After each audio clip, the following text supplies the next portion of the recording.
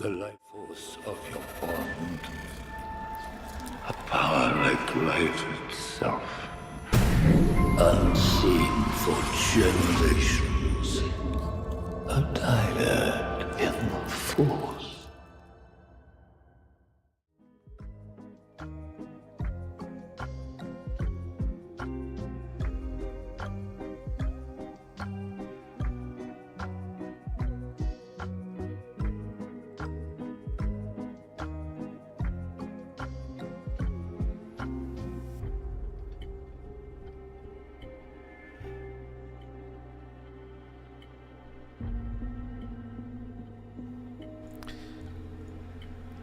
Hello.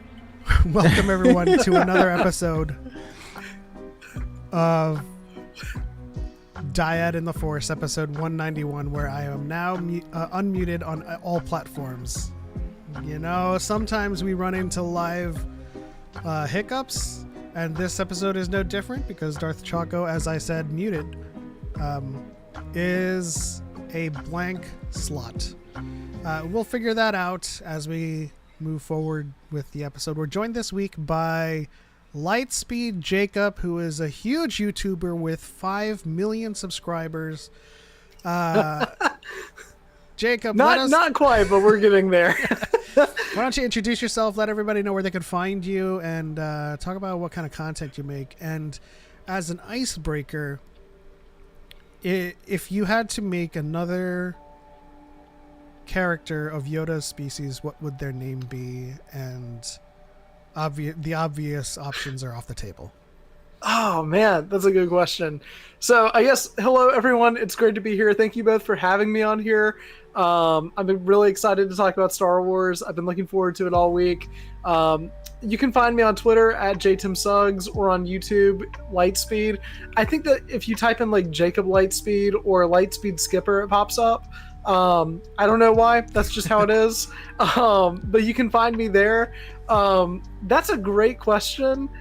I think that it would be really funny if, like, there's so many names that you would probably expect that kind of sound similar to like Yaddle, Yoda, and Grogu. I would love to just name one like Jerry or something, you know? Like, you're just not expecting it. It just comes out of nowhere. Yeah, we play with that a lot, you know, whenever we talk about characters from the High Republic. There's one called Reginald, there's one called Douglas, and we often think, hey, why aren't there more Jedi that are just like Steve and Ron? You know, it's like listen, Master Doug is the GOAT, you know. He's he does the Dougie, doesn't he? I imagine like a new. But yeah, I mean, if we have Yoda and Yaddle and Grogu, yeah, no, I can see the next one being like Bartholomew or something. Barto. Hey, that's cool. I like the idea that he just speaks normally, kind of like Yaddle does, but he talks in like a Boston accent or something. I think that would be great. Oh, Jerry. A new youngling we have to add. And he's just like, say hello to your mother for me, all right? He's like, I'm walking here. Why do you talk like that? And he's like, we all did. A stroke. He's like, I thought we all talk like this. Yeah, so today's topic in particular with lore is Boba Fett and Jango Fett and their current status as Mandalorians, and why our position on it is a negative position or a false position. We're going to talk about all of the current lore that we have canonically available to us and give our arguments, but for the most part, I will have to say this: as lore masters, we can't assume a position that doesn't exist. So whatever everyone comes down on at the end of the day on whether or not they are Mandalorian, it is something we cannot take a positive position on until it is explicitly revealed in Star Wars canon. We have a lot of people on YouTube and on TikTok.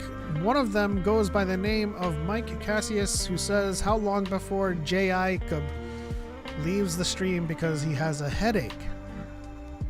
Is that an inside joke? Is that a gag? No. Oh, I hate to start off the stream this way. That guy is a certified hater of mine, and unfortunately, like I guess the low-hanging fruit that some people have against me right now is that I ended a stream early one time like a month ago because I had like a small headache, and I love that that's what they're going for, but it's okay. You got to move past it, and we're definitely not moving past it. We're gonna. That's the whole episode. We're gonna double actually. down. We're gonna double down on this. Mike Cassius, Jacob, how does the name Bill Billington mean anything to you? It means nothing to us. So, shout out to Matt Boy 52. I agree, Boba. I understand not seeing himself as Mandalorian, but Jango may have once thought of himself as one, but no longer did when his side of the Civil War lost. Interesting takes, but we'll have to go over all of the lore that we know of canon Mandalorians and go from there. So Choco, how are you still doing on your side? If you're still there. Is Choco with us? Chat? Oh no.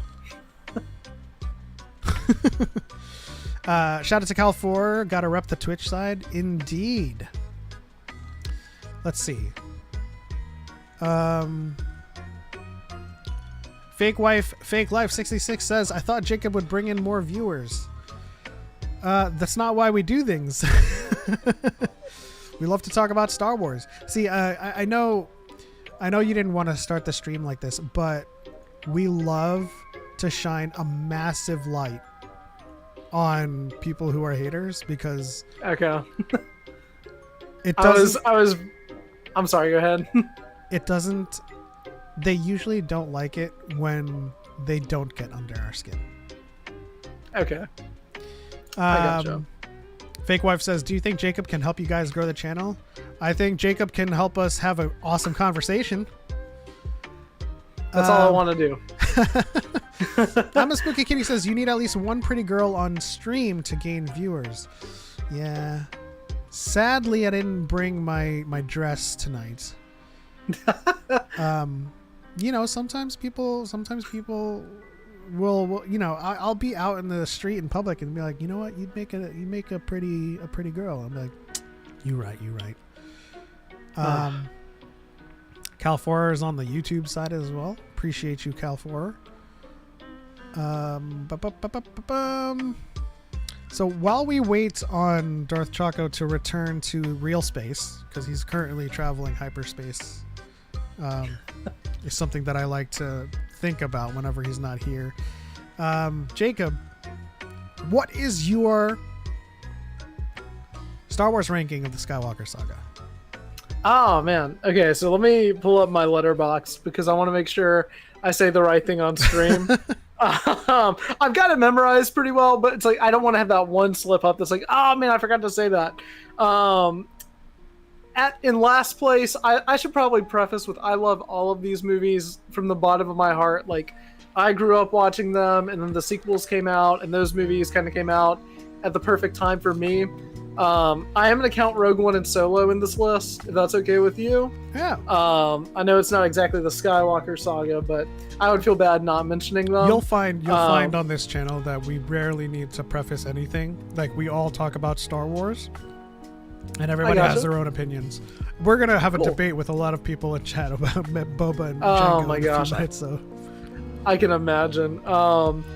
I would say my last place is Phantom Menace. I love it. A lot of appreciation for it, but it's far from my favorite. Attack of the Clones is next. I also love it. Watched it last weekend again. It's great. Rogue One. Which Rogue One Solo surprises a lot of people. That actually didn't surprise me. The return after it did surprise me. Return of the Jedi is the one after it. I love Return of the Jedi. I think out of the originals, it's a little bit maybe the weakest one, but it's got its moments, like its highest spots too. Yeah, definitely. Revenge of the Sith, the aesthetic of Return of the Jedi is great. Revenge of the Sith is after that. Banger movie. Everything that I could say about that has already been said. Force Awakens is above Revenge of the Sith, only because if I had to pick one, I would probably pick Revenge of the Sith. But Force Awakens, I just have so many special connections with, man. Like, I love it so much. Yeah.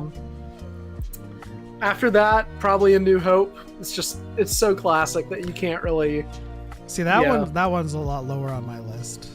Really? Yeah. I mean, I think for me it was just the 30 minutes in the desert with the droids. I gotcha. I haven't watched it fully, like in like a couple of months, so I might rewatch it. I like to rewatch movies and see where they land, like because it never really stays the same for too long. Because Rogue One has climbed for me as well. It's honestly, I revisited Rogue One not too long ago, and I forgot how much I enjoyed it. Like Rogue One's lower on my ranking just because I don't revisit it as much. Yeah. But honestly, I really enjoyed it a lot. I think it's great. I actually saw that one in IMAX back in 2016, and that was unreal. That was so great. That was one of the first movies I ever saw in IMAX, and it changed my life. But Solo, this is where it gets kind of chaotic.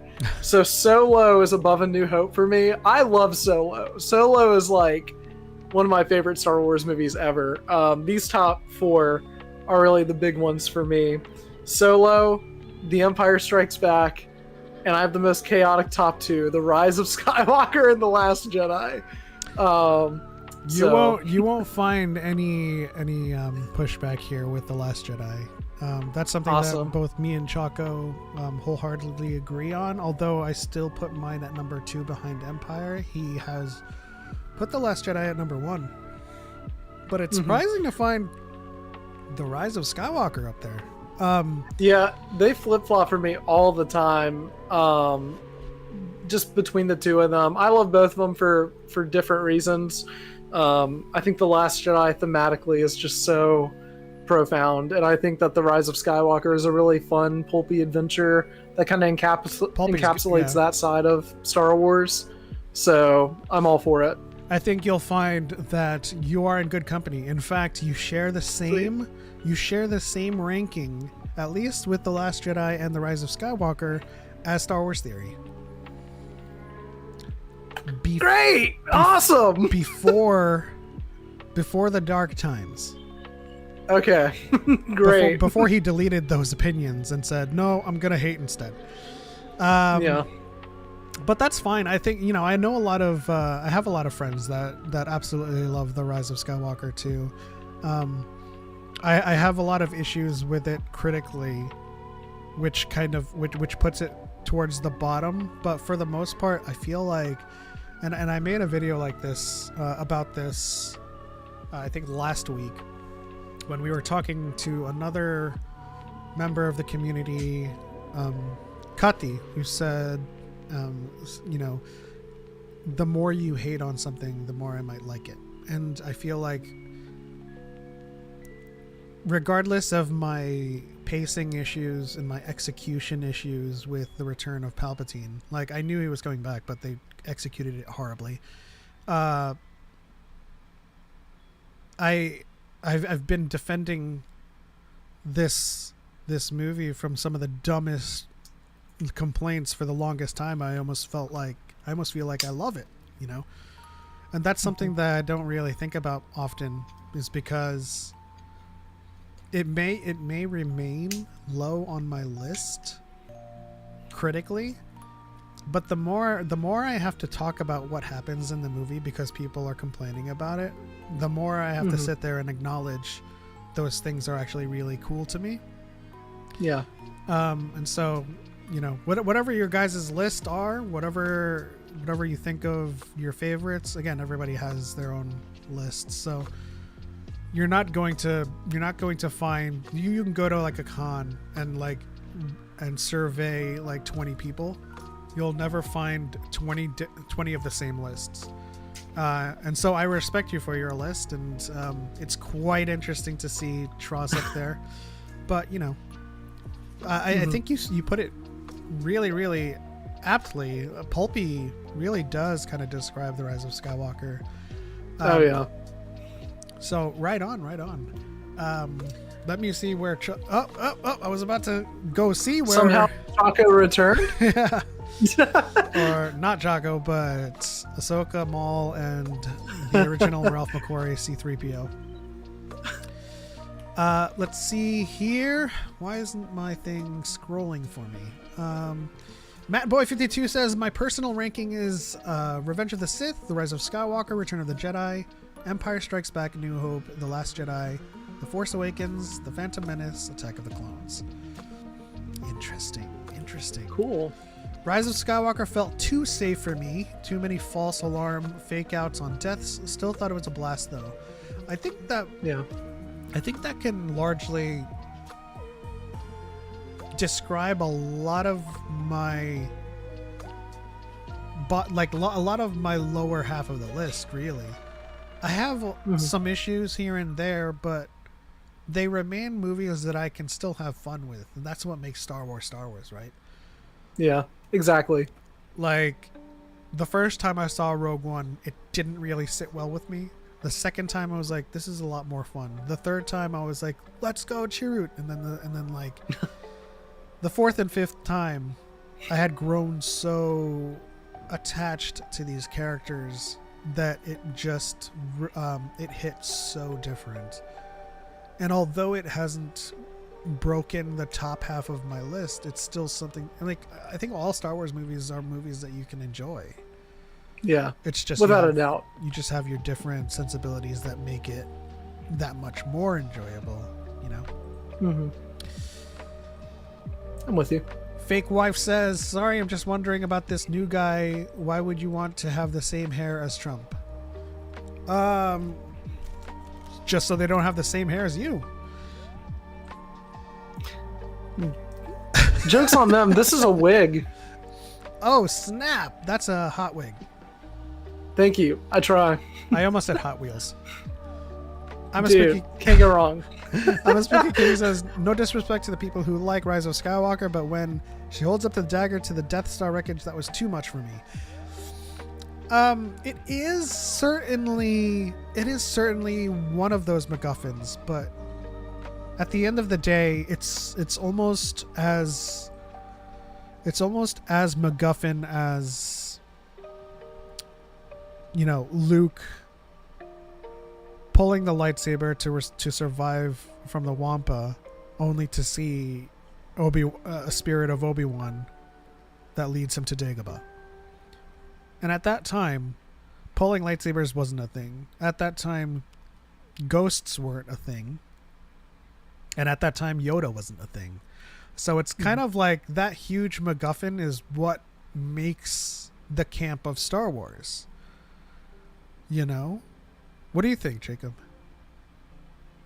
I agree. I think that's one of the biggest reasons as to why I like that movie. So a lot of people tend to have complaints with like the dagger and stuff like that. And I get that. Those are all valid complaints. I'm not going to act like it's not. Because Rise of Skywalker definitely has its fair share of problems. Much like with any movie, really. I think just for me, like, I didn't really have as much of a problem with it because I was already kind of there for like the spirit of adventure that movie kind of has, you know? Because in a lot of ways, The Rise of Skywalker to me is like the most Indiana Jones Star Wars movie ever, which is something that I really appreciate about it. I love going to the different planets, and I love, again, how pulpy it is. I really, whenever I talk about that movie, I cannot express that enough. How weird and how wild that movie is in a lot of ways is really what makes it stand out and makes it more special to me. Like I've always said that that movie not working for everybody kind of just made it more special for me because it worked really well for me. And I think that like stuff like the dagger and stuff just kind of adds to like that adventure, and it kind of adds to like the mythos of the Sith. I just kind of like the first time I watched that movie, I was like, I just want to have fun with it. Because the first time I watch any Star Wars movie, I'm like, I just want it to be Star Wars. I'm not going to think too much about it. I'm just going to let it be Star Wars. So I did exactly that. And the more I watch the movie, the less I have a problem with it. Though I can definitely see how people do have an issue with it. But for me, I don't have too much of a complaint with it personally. Yeah. I think Tross read the most like Indiana Jones. Yeah. Which could be a good thing or a bad thing depending on what resonates with you as a viewer. But Yeah. I feel like the dagger is the least offensive thing to me. The most offensive thing was Palpatine's speech in Fortnite. I feel like and that's part of my execution issues with the Rise of Skywalker. Like, That's fair. Most of the people that do not follow the books and do not follow the comics didn't know that Palpatine was set up so explicitly in Aftermath, with a contingency plan, with him finding Exegol, with him setting up his comeback essentially. And that was before The Force Awakens. That was the Journey to Force Awakens books. So I don't blame people for not seeing that setup. Yeah.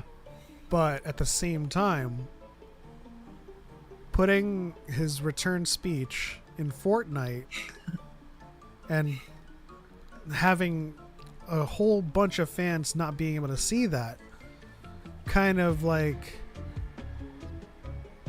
alienated some fans from even seeing that, because most of them saw the trailer and then they heard the laugh. Yeah. They're like, oh, is that Palpatine? And then if you didn't play Fortnite, you just didn't know. You didn't hear his speech at all. Yeah, it was definitely a choice. Yeah.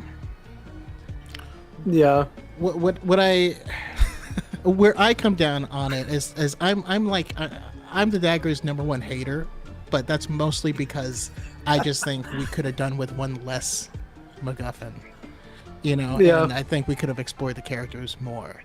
But but the dagger is like very explicitly explained, like the coordinates, where to stand, all that stuff is very clearly written on the dagger. And what's more than that is also you have the parallax effect, and it's a big metal structure, so it's still going to line up. It's not like even if you could walk a mile up the shore and it'll still line up, because that's just how the parallax effect works. So the dagger makes sense. I don't like it, but it makes sense. So, and Choco, I don't want to interrupt you, and I don't want to stop us, but I don't know. I guess to play devil's advocate, I'm in the camp, and this is just me. I know I'm in the minority for this before I say it. I think that the movie justifies Palpatine's return enough without the Fortnite speech in the movie itself. I understand that it's not for everybody. I know that I'm just kind of there for that. But I really like how mysterious it is, because you kind of have a duality between, Palpatine's barely clinging onto life and has mysteriously returned through dark science and secrets only the Sith knew, and cloning and stuff like that. It's very spooky and mysterious, and you just don't know kind of what's up. And then the way that it's actually shown to continue and grow beyond that is you have to selflessly give a piece of yourself to save another person, and a little piece of yourself to heal someone else. So there's a really cool contrast to me in that it's selflessly giving a piece of yourself to save another, versus Palpatine selfishly trying to take and hold on through more mysterious methods that are a lot more vague in the movie. To me, that's what kind of made me appreciate that a little bit more and kind of make more sense. Though I do wish that the speech was in the movie. I've seen people edit it at the end of The Last Jedi. And although I think that movie has a perfect ending, it is really cool to kind of see that added in to the very end. But I don't know. I think that for me, it kind of worked just in the movie itself, even though it's definitely not the case for everybody. The explanation of his return works. There is an argument to be said that if you look at the prequels, for instance, those were very villain of the film, where the villain was just introduced in that film, and that how Palpatine was introduced in Rise of Skywalker is in line with how every villain in the Star Wars films has been introduced. So I get that. I saw somebody compare all the Exegol stuff to the things in Attack of the Clones, Like, oh, how did Palpatine somehow return? Okay, well, in 2002 there was a movie. How was there mysteriously a clone army that Obi-Wan just happens to find on a planet that was wiped from the thing? Granted, we got answers to that as well in like a little bit in the movie itself and also in like expanded material. But I think here's the thing with any Star Wars movie: any gaps in the movie itself will be filled in ultimately through like other material, like the Clone Wars and like the Bad Batch and like shows, comics, books, just kind of anything. And that's also part of the reason why I love Star Wars so much. But I don't know. I think it's kind of cool and very creative. That's how Star Wars has operated for the longest time, and people don't realize that the gaps that are there are the gaps that are not important to the narrative. So when we think about all of the gaps that have been filled in by external media, it's always some ancillary kind of detail that doesn't come in the way of you understanding, the overall plot. Yeah. So when people talk about, how did Palpatine come back? Doesn't really matter. He came back. And complaining about somehow Palpatine came back is like complaining about someone showing up to a restaurant and not knowing the menu. It's like, well, he really doesn't know how Palpatine came back. So, yeah. It's a lot like one of the complaints I've heard quite a bit was how did Maz Kanata get Luke's lightsaber? And you're like, does that matter to the movie? Yeah. I'm a Spooky Kitty says, I think they should have made it so that Rey was meant to be a vessel for Palpatine's mind to take over and bring him back. Would have been cool to see Rey possessed by him and for Ben to turn good to save her. And force Ben to turn good to save her. I think that's a pretty interesting take as well. That's a great picture for Choco. Appreciate the... It's a good, stand-in. Well, speaking of Choco, I thought it was funny because before we started, Choco said, "Are you dressed up like Ben Solo, Kylo Ren?" And this is actually just a sweatshirt that I have. But in the spirit of Halloween coming up, I'm going to roll with it. I'm going to say that I dressed up as Kylo Ren specifically for the live show. Like, it even has the horizontal lines that look kind of pillowy and soft, like it's very that's cool. No, it's crazy. I didn't even put this. I didn't even think about it. And right now, the way that my arm is bent, it's kind of doing the thing too, to where like it looks like this is like a separate layer. You're doing a Dwayne Johnson. You're missing the napkin though. I know. and the fanny if I pack. had, it'd be perfect. And the necklace. Damien says Rey was already a vessel. I think what I'm a Spooky Kitty was saying was that instead of Rey having to strike Palpatine down for him to take over, that they're suggesting that Rey could have been a vessel, and during the course of the movie, Palpatine would have tried to take over for him to come back, versus what actually happened, which was Palpatine did come back in a decrepit Strandcast and tried to take over via the means of the Return of the Jedi style, which was strike me down. But I think for the most part, first of all, it's been like 6 years now. And I think if you're still harping on the Rise of Skywalker or any of the sequels, you're kind of out of... You're kind of sitting there flailing your arms. You're out of things to talk about, and that's why Choco and I and the rest of this community want to bring back talking about Star Wars, so that we have things to talk about. Yeah. But let's move on to our lore segment. And this is where all of the debate in the chat's gonna go ham. So let's do this. Everything you know about Star Wars is wrong in this episode. Jango and Boba Fett are not Mandalorians. Choco, with your lightsaber, explain why this is such a contentious topic. Yeah, this is something. Well, it's so contentious because it was such a big deal in the expanded universe, right? Boba Fett was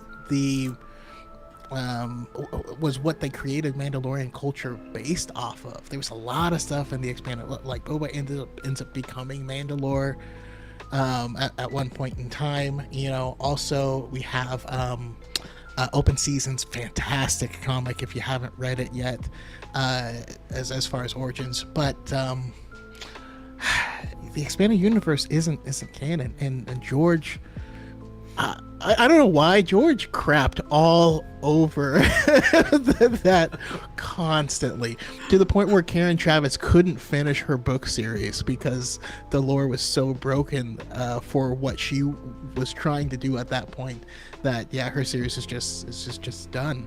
But yeah, we can't take a position that doesn't exist, right? So in order to say he is a Mandalorian, you know, we have to prove it, you know. And there's nothing that we have that proves it. What do we have? As far as proof, as far as things that would suggest he is a Mandalorian? Well, I mean, I think holistically we should probably outline what we do have in lore. So, you know, I'll start. For one, we do have that Almec says he's just a random bounty hunter and he doesn't know where he got the armor, which of course could be just hearsay or bias, and a lie. Which it could be, yes. unless the behind the scenes for that episode has them explicitly say that George Lucas made us put this in there to show that he's not a Mandalorian. But lore can change. However, currently the only Jango Fett canon comic is the Age of Republic Jango Fett, in which in the back of that comic it also explicitly states that he's not a Mandalorian. We also have the show The Mandalorian with Boba Fett's armor, and in order to get the armor back, all Boba Fett would have to tell Din is that he's a Mandalorian, and he would give it back, right? The whole reason Din took it was because people, after the Purge, people had been taking Mandalorian armor, and it didn't belong to them, right? And if he actually, so what Boba Fett did instead is show that I have a legitimate, I'm not a Mandalorian, but I have a claim to the armor. This belonged to my father. We saw the chain code. Now, the chain code hints at Jaster Muriel, which hints at Open Seasons, which leads people to believe that, oh, does that mean Open Seasons is canon? No, it doesn't make anything in that canon. So let's talk about what this actually means in the grand scope of the lore of Mandalorians. The chain code pointing to Jaster Muriel obviously points to the fact that Jaster Muriel was in fact a Mandalorian. It also points to Jango Fett being a foundling. And there's something very, very explicit we have to point out, is that being a foundling does not make you a Mandalorian. Grogu is a foundling because he is found by a Mandalorian, and they remain a foundling, and this is according to the Armorer's lore, that once they come of age and take the creed, they then become a Mandalorian, and Grogu has undergone those rites. So Mandalorian and Grogu are both Mandalorians by creed. We also have true Mandalorians by birthright who undergo the rite of passage in the living waters of Mandalore themselves, like Bo-Katan and anyone born on Mandalore, and including Din, who was by every sense of the Armorer's creed no longer a Mandalorian, but he went through the rites on the planet itself to reclaim that heritage. So he is by the creed of the home planet themselves is Mandalorian and can in fact remove his helmet at this point. But I think the Armorer has also already conceded the helmet part already. In addition, I mean, they explicitly say Grogu is no longer a foundling when he officially becomes a Mandalorian. Yes. And I think that's an important distinction to make. And we have other characters with similar situations, right? I can point to Asajj Ventress. Is Asajj Ventress a Jedi? No. She's not a Jedi. She was raised by a Jedi. She was raised in the Jedi art. She was found by Kynarik. He trained her and all this stuff. She never became a Jedi, but she can still use all those skills that she built up. And so like we have all those outside information, but what about the other side? What about internal? At what point does Boba or Jango ever in canon refer to themselves as a Mandalorian? Say that they are Mandalorian, say that they stand for Mandalore, show any interest in the Mandalorian culture, show any interest in reclaiming the planet Mandalore. Like every other Mandalorian you will ever see, that's half of what they talk about as being a Mandalorian. That's all Bo-Katan talks about. That's all Satine talked about. You have that's all they talk about. It's how Paz Vizsla like literally rolled. He was like, "Why do we live?" Like, the question was, "Why do we fight?" And his answer was, "Because we are Mandalorians." But I feel like Paz could just wake up one day and be like, "Why do we breathe?" Because we are Mandalorians. And then you have Boba Fett finally finding a place where he belonged, like a family, with the Tuskens. Why did he do that with Mandalorians? Or had he never had that with Mandalorians? Yeah. We also have an explicit question being asked of Boba Fett to begin with, right? It's Din asking him, "Are you Mandalorian?" Silence on his part was telling, and then he said, "Did you take the creed?" And Boba Fett said, "I'm just a simple man." Or wait, what does he say? That's when he says, "I follow no creed but my own." Yeah.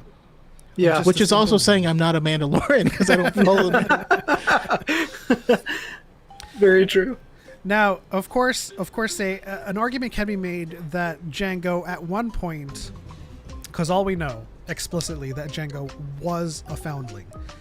What we don't know is whether he took the creed at one point or another. We just know that he was a bounty hunter by the time we met him. We also know that Boba Fett does not identify as a Mandalorian, nor does he care about the planet. Like, when he's asked about the planet by I forget her, Casca Reeves. She says,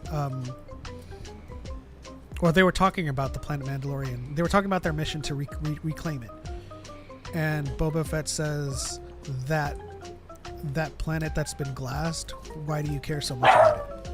So already from an internal perspective, Boba doesn't care about Mandalore. He doesn't really follow the creed.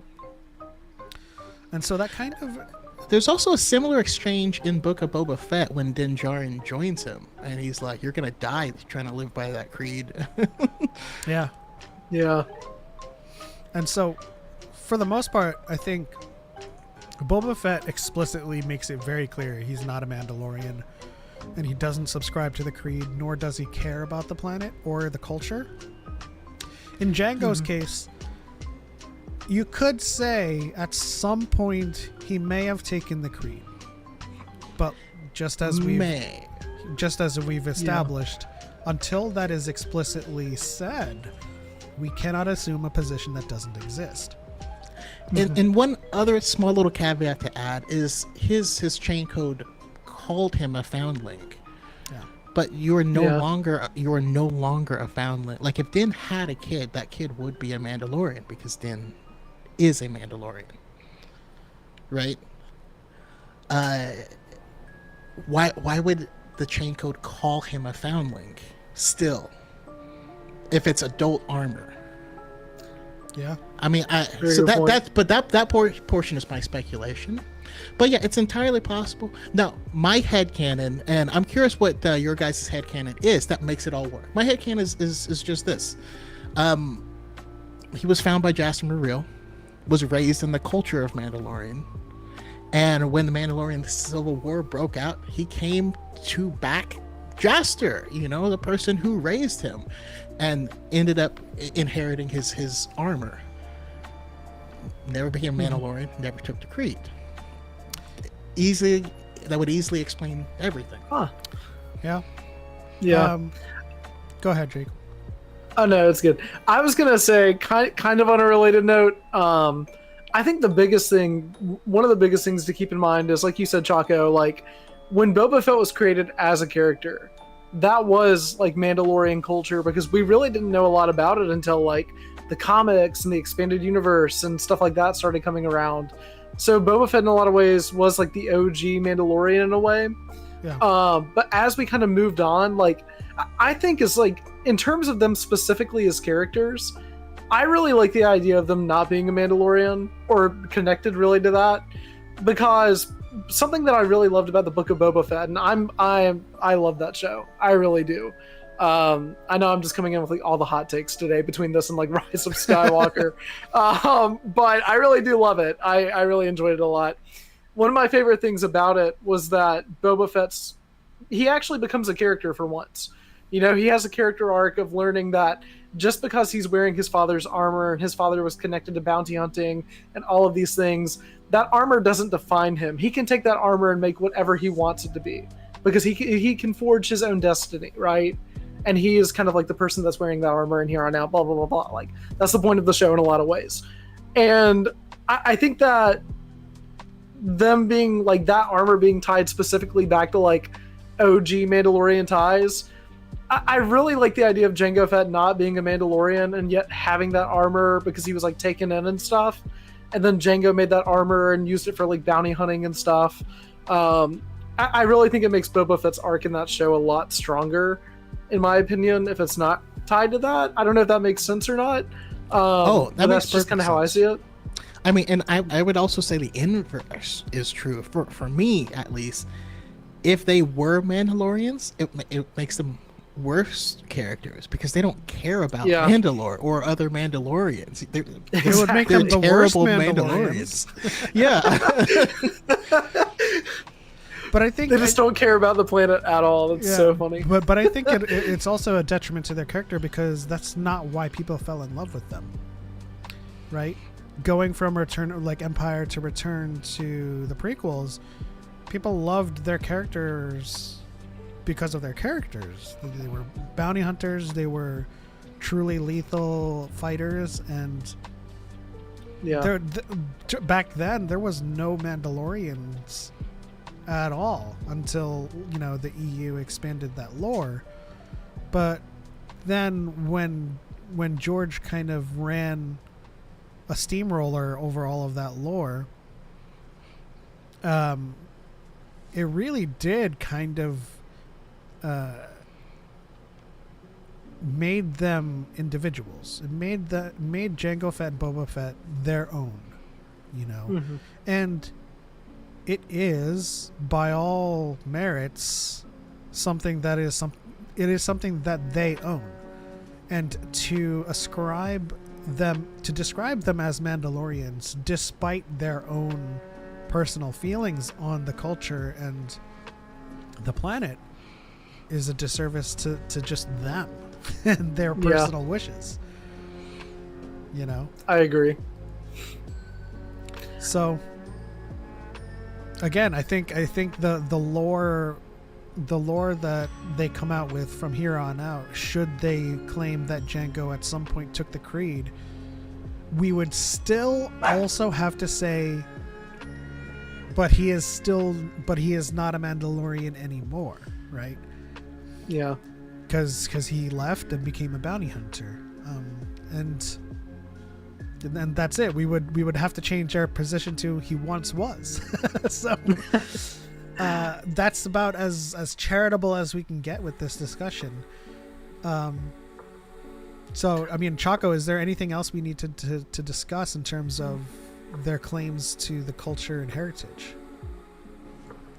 No, I mean, just everything that people loved, OG Boba Fett for, is Din Djarin. so Yeah. so you didn't lose anything. You know, you have someone who's constantly wearing a helmet, running around shooting people and having cool armor and looking sick. So you didn't lose anything. And yeah, I'm also happy that he does have a character now. Yeah. And I don't want to interrupt anybody, but I think that like what people want with like the awesome like Mandalorian type figure with like Jango Fett and Boba Fett, what you don't find connected to Mandalore in those characters, like you said, Choco, you can find in other characters like Bo-Katan. You can find it in literally any other character, the Armorer for that matter, maybe. And also, I like how Din Djarin himself is kind of like the inverse Boba Fett in a lot of ways, and has more of ties to like Mandalorian culture. So again, what you don't have directly connected with those two characters, Jango and Boba, you can find easily in other characters. So I think that makes those other characters a lot more complex, and I think that it makes the whole like culture of Mandalore a lot more fascinating and interesting. Yeah. I mean, at the end of the day, you know, you can think what you want in terms of headcanons, and we're not here to tell you explicitly what your headcanon should be. But at least for us, as we adhere to the canon in terms of our positions, Jango is a foundling, and we don't know if he took the creed at some point in his life. Boba Fett never took the creed, nor does he subscribe to it, nor does he express himself or identify himself as Mandalorian. So we really can't make that call for the characters themselves. All right, let's see what the chat is talking about. Oh no. I think it's fair to say that they have all the skills of a Mandalorian, but not officially parts of them. Doesn't mean they aren't just as capable, just like Asajj Ventress not being a Jedi. And that's a good sentiment to have. Although I don't think that they trained in Mandalorian martial arts. But they're still lethal in their own right. And they're just as adept in using the Mandalorian weapons that they've grown accustomed to. Let's see. Surge says, destroying the original EU pretty much makes everything Disney creates Legends, as it's paving over what was already established. Legends wasn't destroyed. I mean, you could read it still. That's my biggest thing. It's like when people are like, "Oh, Legends is gone, it's destroyed." No, it's not. Here's the thing: Disney rebranding the not to like defend Disney, but like to defend Disney, to rebrand Legends as the expanded universe, or to rebrand the expanded universe as Legends, for people that want nothing new, they don't like the new projects, nothing like that. Guess what? Legends is never going to change. It is in its own timeline, its own separate thing. If you just want to focus on Legends, you can focus on Legends. Nothing is being added or taken away from Legends. And on top of that, those books and comics and everything else are still just as accessible, as widely accessible as like canon books and comics and toys, you know? So to the people that are always saying that, I don't get it, because it's like they're more that accessible timeline's now. still there. They're more accessible now, and they're re-recording audiobooks for it. That's awesome. That's so cool. I don't think that they destroyed Legends. In fact, Choco is probably the foremost authority on Legends. With how many books? I've only read 150 Legends books. Only 150. Okay. That's less than half. Okay, but let me tell you, there's a lot of amazing books. The highs are very high in the expanded universe, but the lows are pretty low. There's a lot of really bad stuff too. And what I think is cool about the rebrand to Legends and the Legends collection is they are remastering in audiobook format, but also re-releasing the Essential Legends collection. So you can get these books if you haven't read them before. And all of the ones that are coming out are bangers. Even if you don't Yeah. want to support Disney, even when they say this is the next one coming out, go to your local library and find a copy of that one so you don't have to support them. But read it, because it's going to be a good book. You know what I mean? It's the best way to avoid, the glove of Vader. Yeah. Yeah. Let's see. Let's address this garbage pile in chat really quickly. So Andy Wise Guy, a good friend of the channel, says, Great. it's been clearly established that Disney projects are part of the main canon. Correct. And Serge replies, sorry, but George never said that. George doesn't need to say anything because he's the one that sold it to Disney, which makes Disney the purveyors of what is canon. So at the end of the day, I do like that Disney continued with everything that George considered canon. yes, And started from there. And that made the most sense, right? They were never going to turn all of these. I mean, the expanded universe gets weird. George wasn't beholden to that. He was never going to do that. They made that very clear. If you watch the Clone Wars, you know how they feel about Legends. If you watch behind the scenes of the Clone Wars, they explicitly state it. That it doesn't fit. You can read. They have the Reader's Companion that came out before the Disney sale. Explicitly states, like, unless it was depicted cinematically in one of George's projects, it's not canon. Even if it has his stamp of approval, even if he commented on it or consulted on it, still doesn't enter his canon. yeah. Serge says, still his creation. He holds creative authority. He does not. No. In fact, in a recent interview he did while he was getting an award, he says, while saying that that Disney Lucasfilm has changed a lot of where he would have gone with the story, it's not his anymore. He says it explicitly, but it's not mine anymore. I gave it away, and that's what happens when you change authors. Also, we kind of have to get away from this narrative that that Disney like took Star Wars from George. George sold it. Exactly. George didn't want. He wanted to spend time with his adopted family. He wanted to. I mean, he's from what he said, he wants to still make movies. It's just weird movies that no one sees. So in my head, there's like a whole shelf of just super odd stuff that like that they watch around the house. He wants to be Hideo Kojima. He Awesome. wants to make a Death Exactly. Stranding, but Dude, a George Lucas Death Stranding would go so hard. I love that idea. Can you imagine how weird it would get? It would be awesome. Think about it. It feels like it would just be Death Stranding. Serge says he gave permission independent writers to make stories in his universe, so it is approved by him. Choco, Yes. what does he say about that?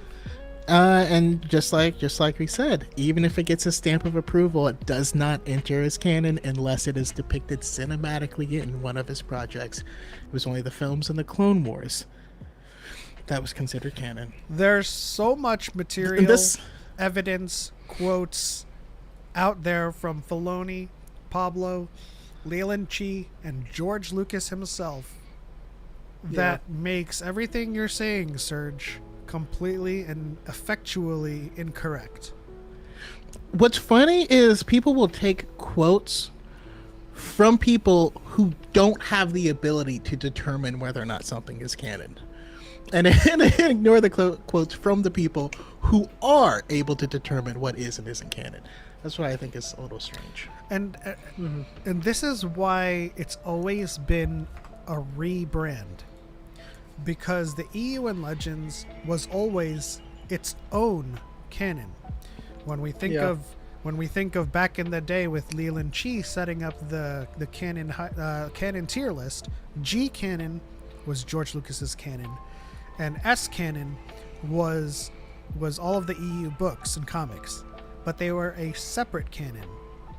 It wasn't levels of canonicity, it was separate canons. And S canon, although adhering to G canon's continuity, was a separate canon. they rebranded it all to just say Legends. So we have Legends canon and the main canon of Star Wars. And that's that. We have a whole video on this if you want to go watch it, Serge. We have all of the citations too on that video. But this also isn't a hate session or anything like that. I love Legends. My favorite Jane is my timeline is girl. Old Republic. Legends specifically. Mm-hmm. I love the Thrawn trilogy. I read it in middle school for like the first time, and I just reread it earlier this year. It's actually behind me on my shelf back there. I don't know if you can see it, but I love those books so much. Like, even they're not perfect in my opinion, but my God, they're so much fun. Yeah. I think the last word I'll say on this, Serge, and anybody else who shares the same thinking, the more you perpetuate the idea that Legends was destroyed, the more you disrespect it. More so than us saying that they're separate canons. Because we still enjoy Legends. Like I said, my favorite era is the Old Republic, Knights of the Old Republic, Bastila, Satil Shan. And we still enjoy it. I'm still reading the Darth Bane trilogy. I'm still rereading the Revan book. I'm going to reread the Plagueis novel in preparation for another video that I'm doing. This is what we do. We consume both Legends and canon. And the only reason we paint a picture of separating the two is so that we know what we're talking about when we talk about lore, and we do not conflate the two. That does not mean Legends is lesser than. But Master James Kenobi says Kenobi novel is Legends novel, but it's my favorite one. That's such a good book. Oh man, it's great. Just roaming around Tatooine. People, I feel like there's a lot of the the Obi-Wan girlies on on TikTok would go hard for that. What was her Annabeth? And Annalene, the Annalene romance that was like budding throughout that entire book. I go hard for. I should rephrase that. No, you don't. No. You go 100%. You commit full send on that one. No, gotta do it, Choco. I freaking love our Tuscan raider with the one gem eye, who was brought into canon in the From a Certain Point of View books, but I love that they brought her into canon with that. Fantastic book. Everyone should read that book, and I was really hoping that, and I know I shouldn't, but I was hoping that the Obi-Wan show would give us like that type of flavor of something, and I was hoping that what we actually got would have been like a season 2. Yeah, you know what I mean. And we're still getting Legends material with Visions. Yep. You know, so I mean, you guys, and if anybody shares the same sentiment of destroying Legends, you guys are talking to a chat, a community, and a bunch of creators who are some of the biggest Legends enjoyers. Mm-hmm. But we choose to enjoy it, and we don't choose to talk about this perpetual idea that it's gone. Yeah. I like what you said, Choco. I'm sorry. Coming to. Sorry, go ahead. I'm sorry. I was just gonna say, I like what you said, Choco, too, about like, it's more accessible now than ever. These books, like, they're still making audio books. They're still making toys based on these things. They're not just disregarding it entirely. If they did that, then we wouldn't have like mass widespread, like, new copies of these books from like many years ago, and comics from many years ago and stuff like that. It is still very much being talked about and still being mass produced for people to read and read whatever you want to do. Even a lot of the games like Dark Forces just had that remaster. Love that game. Grew up playing it all the time. Jedi I'm really Power hoping- Battles is coming back. I can't wait. I can't wait. It's gonna be so much fun. So something I used to always do is go, "We've been waiting for you," with like a throat cutting motion with your thumb, and no one on Earth but one other person understands that, and hopefully more people will get that once the game comes back. I'm really hoping Shadows of the Empire eventually gets a remaster. I used to love to play that. My cousin and I we probably beat that game like, oh my god, like probably like 100 times at least, just playing it on like his N64.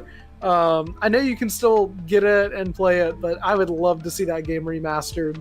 I think it'd be really fun. Even Battle of Naboo would be fun remastered at some point. Oh, you know who else loves Legends? Everyone at Lucasfilm. Yeah. No, I like. There's a lot of Legends lore in Acolyte.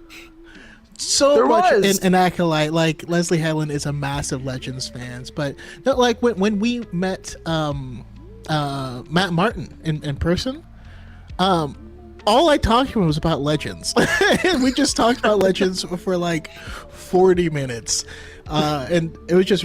There was like a Legends convention coming up, and he's like, "Man, I really want to go, but I think they'd get mad if I showed up." It's wise. Yeah, there's a lot to love though.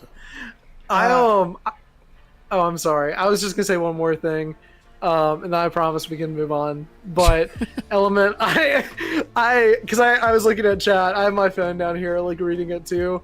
And I'm seeing them say some stuff too, but I like what you said, Element, about how the more you push the rhetoric and the narrative that it's being disregarded, the more you disrespect Legends and the stories that you actually appreciate. Yeah. So I agree with that wholeheartedly, 100%. It's it's the same thing with the carpet nuggets in the Grifterverse. You know, it's what Qui-Gon says.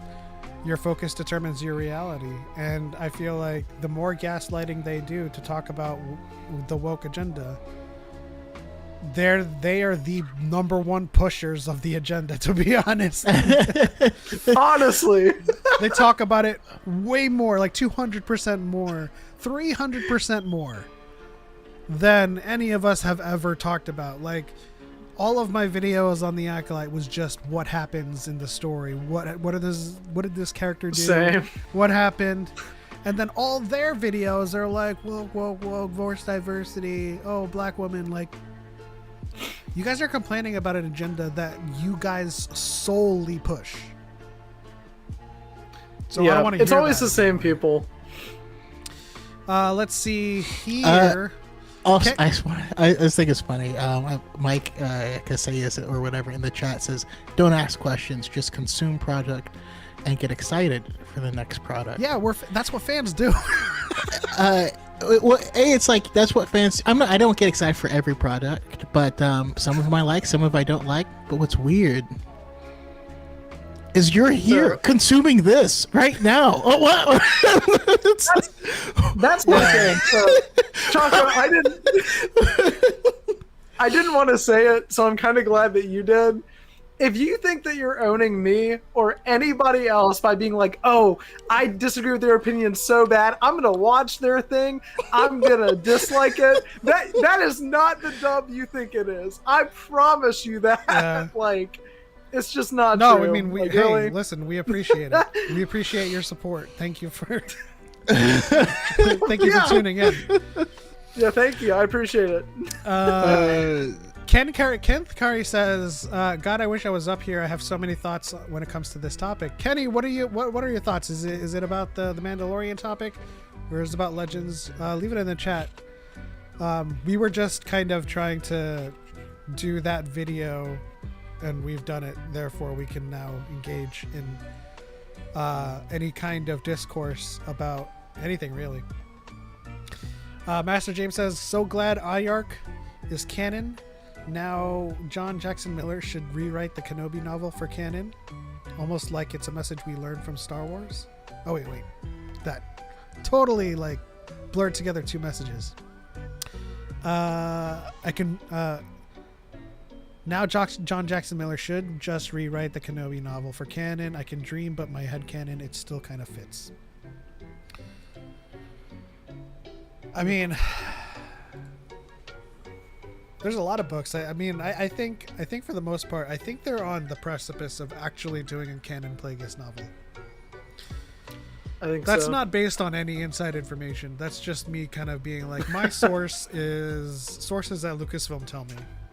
Well, that's too late because I just tweeted #breaking news Darth Plagueis novel confirmed by @Dyad in the Force. You forgot also confirmed to be bisexual. Of course. #go woke go broke, right? Yeah. Has anyone played the Silent Hill 2 remake? It's giving me nightmares. I've watched a few streamers that I follow play it, and it looks really, really good.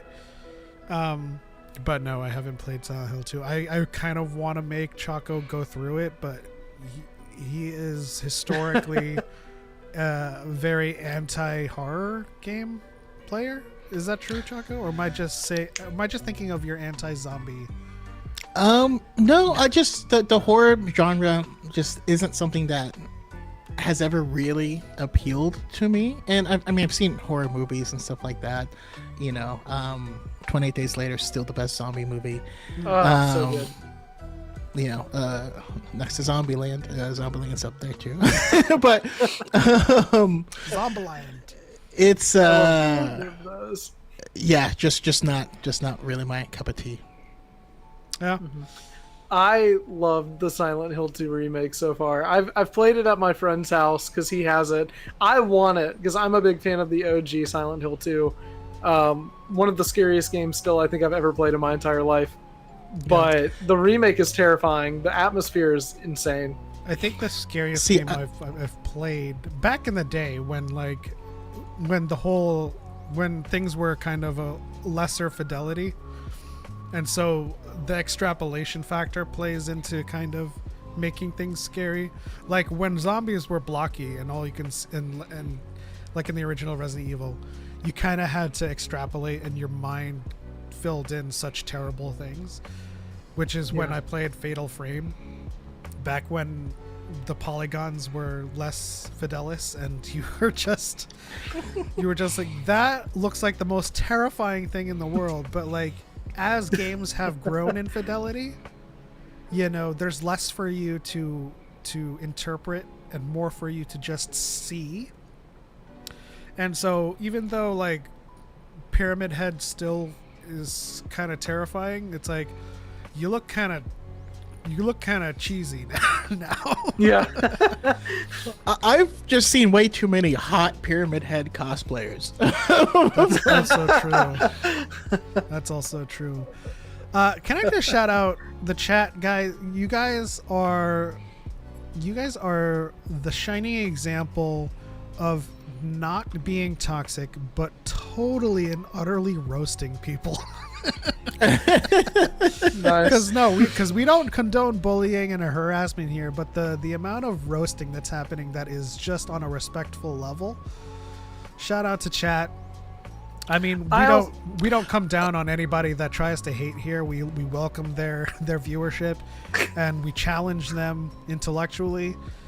But we would never kind of enter into a sparring match with them like insultingly. It's always about a battle of wits, in a battle with which they show up empty-handed. So Yeah. Speaking of chat, chat, it is spooky season, right? We're talking about Silent Hill 2. I'm gonna need everyone to pitch whatever spooky story they would love to see in Star Wars. Ooh, good question. And I'm gonna need one from all of y'all as well. But I've got it. Oh, you've already got it? Okay. I've got All it. right. I've got it. Hear me out. You ready? It's the Jedi Temple. It's late at night. Thunder and lightning outside in Coruscant. All of a sudden, Yoda opens the door because there's been a mysterious knock.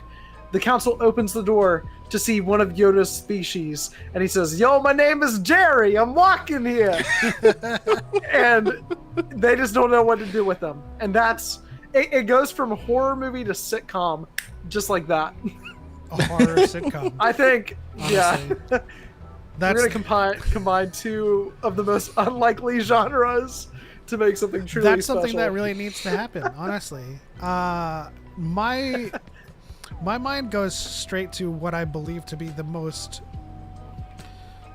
apt translation to horror in Star Wars, and that is Fallen Star. Doing, not necessarily that story, but I feel like we could do like an Alien Isolation-esque Star Wars movie where they're in wild space, unfamiliar territory, and their ship basically is kind of drifting, right? Mm-hmm. And a wild space creature kind of finds a way onto the ship, and they're being stalked by it. Now there's obviously a lot of like there's a lot of tropes you have to avoid, like it being a full-fledged Star Wars but aliens trope. But I feel like playing on the terror of an unknown species running around, like it could very well at the very end up being a Tynan, and it's just Basil just playing tricks on the crew. But you know, there's nothing more scary than being in space and having nowhere to go, but something is in the ship with you, and you're like, but how? We didn't like moor anywhere. We didn't dock anywhere, right? So That's something so along scary. those lines. Yeah. I mean, I've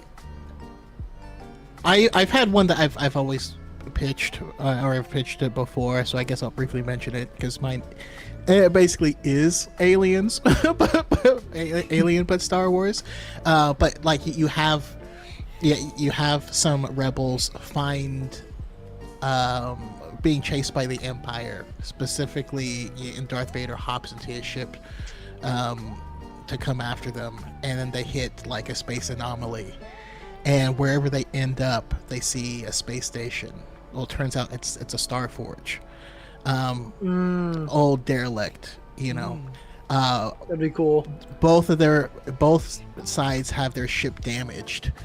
Now they each, after exploring the station, realize what it is and know, if we have this, we are winning this war.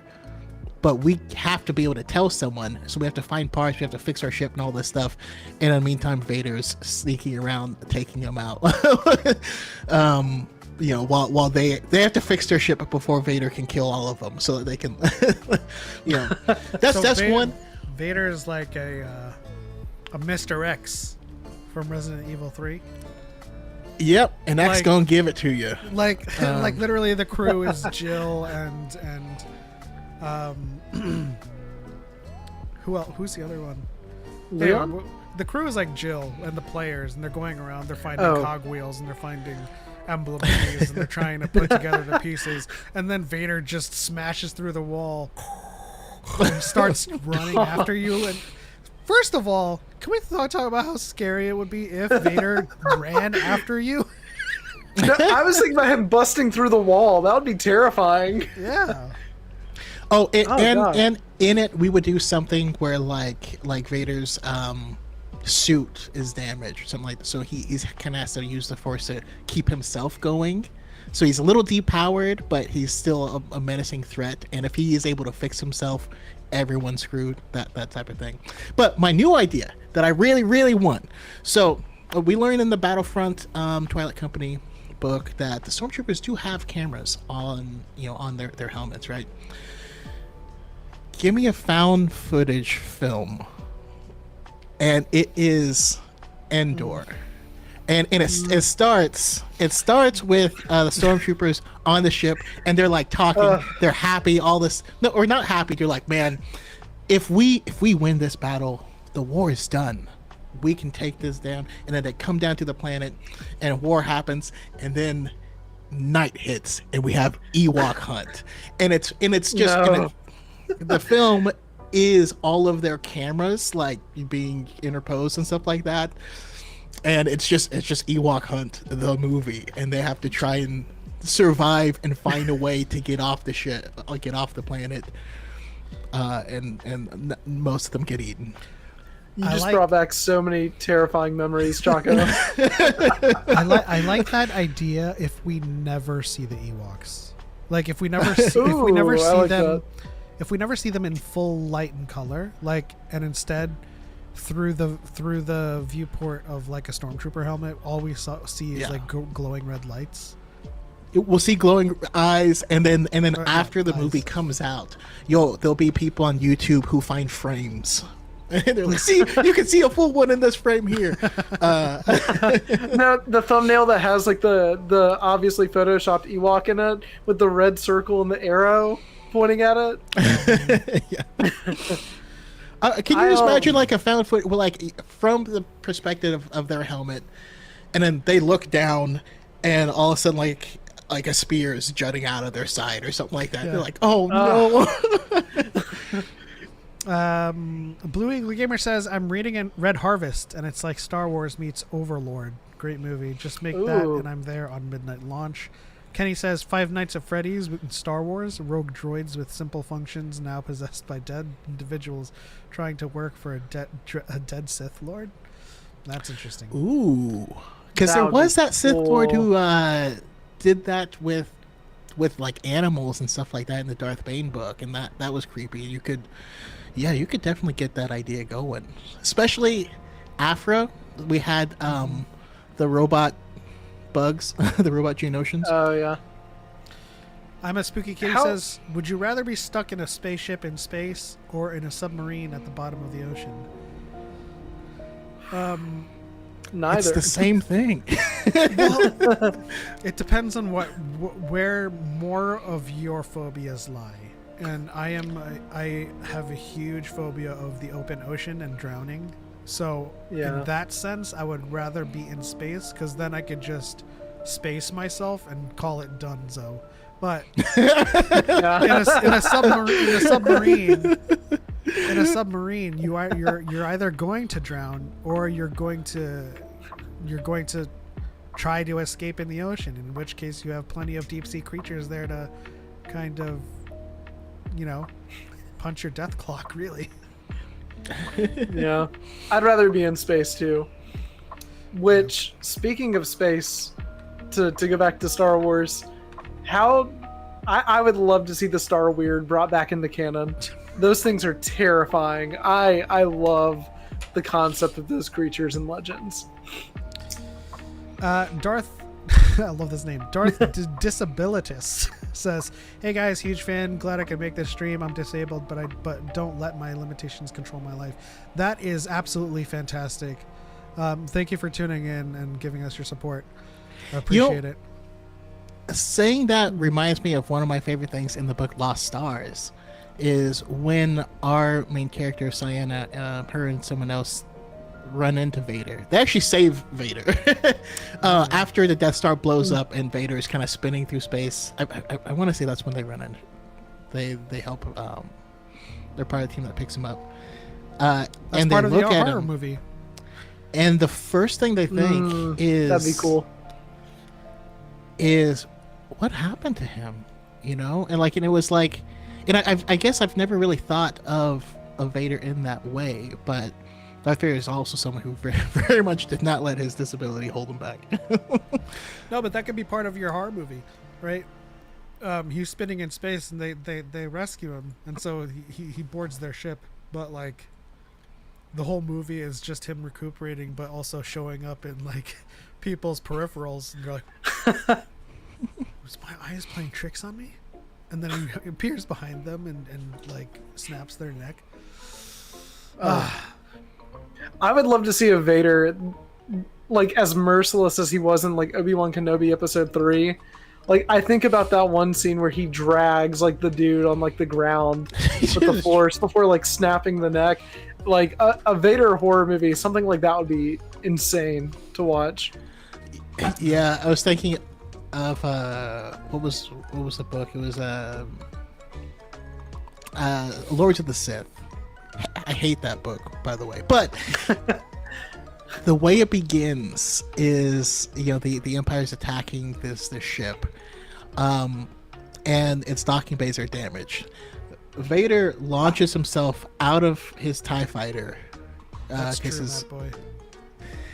He launches himself out of his TIE fighter into the vacuum of space, using the Force to help guide him, and then goes to the ship, picks up the intercom, turns it on, and just breathes into it.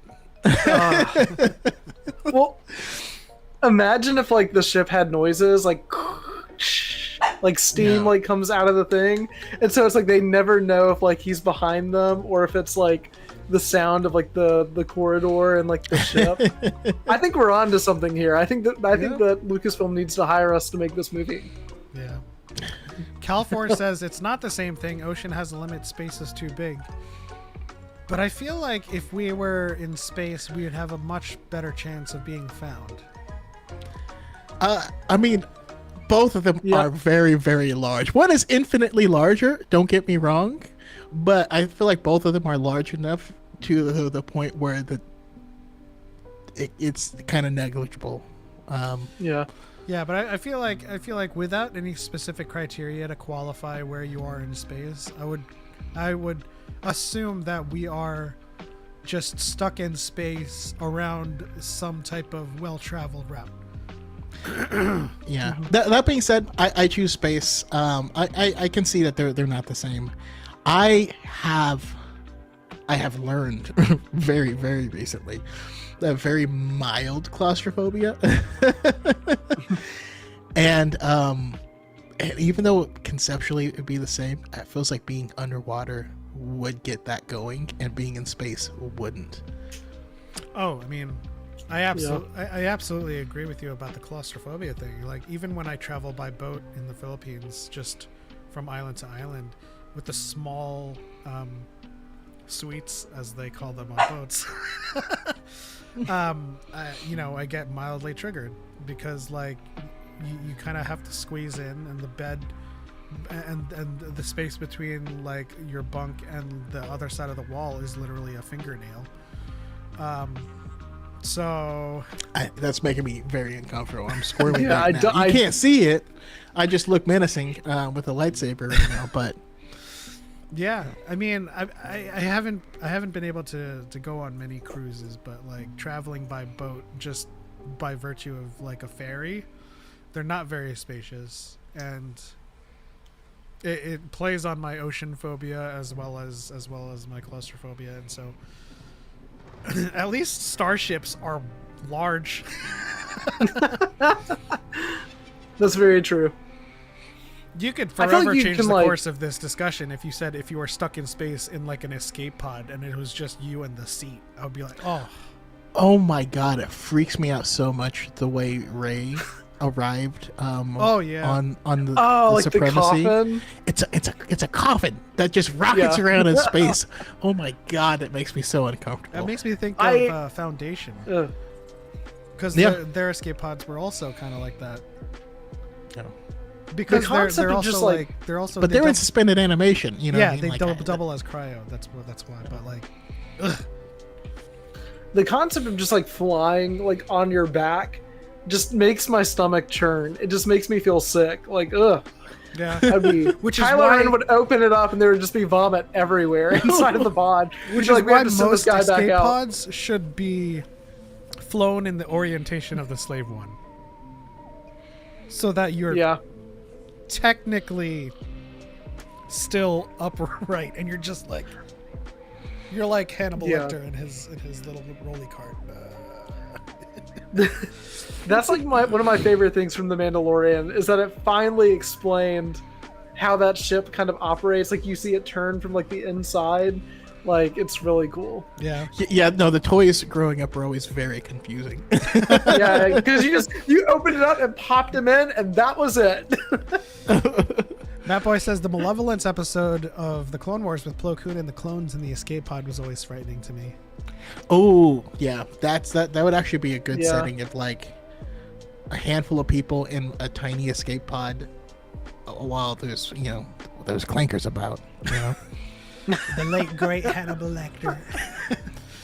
Appreciate you, Speaker Kitty.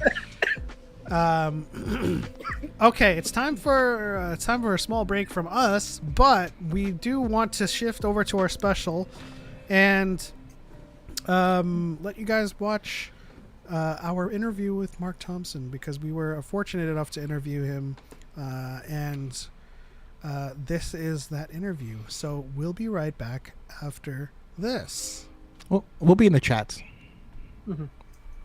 If my buttons worked. Jeez.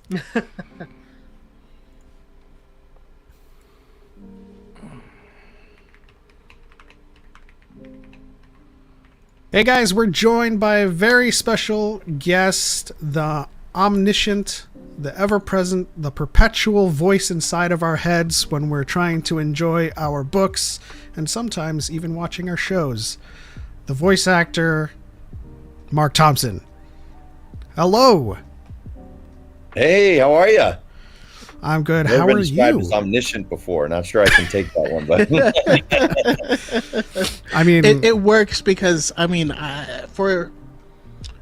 can just say like a hearty thank you, and I know you're a dude doing his job, but like you're one of the things that brought me back deeply into Star Wars. oh wow, I had a job where I was working with my hands a lot. I was outside, and so it's like, let's try this audiobook thing. And one of the first audiobooks I read was your 20th anniversary for Thrawn. So we got British Thrawn. I do like yeah. the Thrawn voice, but yeah. but it's awesome. We certainly appreciate everything. How have you been?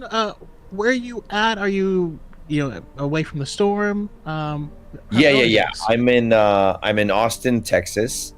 I have family in Tampa, and my dad was without power, but he's got power now. My brother still has no power, I believe. So, but there no serious damage, a couple minor things, but they're doing okay. But that's good to hear. Awesome. So why don't we jump into our first question? And it's a pretty simple question. What is the process like preparing to record for an audiobook? Any rituals? Oh yeah. I pray for strength and please Lord help me get through this. Perseverance. Basically, obviously I'm gonna read the book first. So I'm reading the book, and then as I'm reading, like anytime somebody speaks in the book, I'm making note of that and just, figuring out, are they a human? Are they an alien? Are they someone that's appeared in a movie, film, or cartoon? Is this an original character? And then I'm kind of, compiling all the notes I can. And then after I've read it through and I've taken all those notes, then I go back, and for each one of those characters, I'm trying to cast it, whether that's finding reference from, oh, sorry, my FaceTime camera's doing stuff. It's awesome. It's a party because I cast the audiobook. I'm trying to kind of find voices that will fit the character descriptions, but also be distinct from the other characters in the book, so that as you're listening, it can be clear who's speaking when, and that you're not confusing characters. So sometimes that's a bit of a juggling act to figure out what fits the character, but then also what's different from something that's already being used, because sometimes in Star Wars there's a lot of characters that have similar archetypes. Like you've got the snooty Imperials, and you've got the stoic Jedi, and you've got the brash, scoundrels and bounty hunters. And so after a while, those archetypes start to rub up against each other, or you'll have a scene where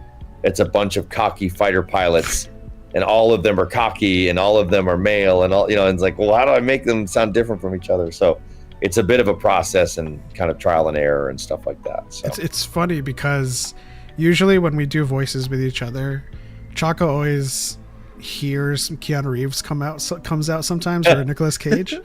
Yeah. And whenever I'm like, kind of playing around with the smuggler voice, it always starts to sound like this. Like, it's just really, like very, very typical voices. That's cool. Yeah. Okay, so I gotta ask, of all the characters that you've read, who's your favorite, and particularly who's the most fun and who's the most challenging? Well, my go-to is usually Yoda, just because I'm a big Yoda fan, and so anytime I get to go, do or do not, like I get super excited.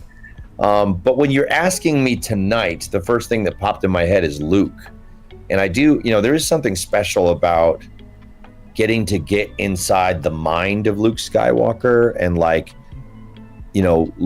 hearing him wrestle with, what is the will of the Force and what's the right thing to do here, and even like, in some of the books, like watching him puzzle together how he's going to use the Force in a particular way, and so that can be really, really fun, and that can be something that's special and unique to the books, because sometimes if it's a cartoon or movie, you see a quick action sequence and that's awesome, but like to kind of sit with it for a half hour, really like thinking, hearing his thought process and how he's trying to minimize casualties but take this out and use these things in the room around him, and that can be really fun. So do you have a reading for a second ago to want to leave, now you want to stay?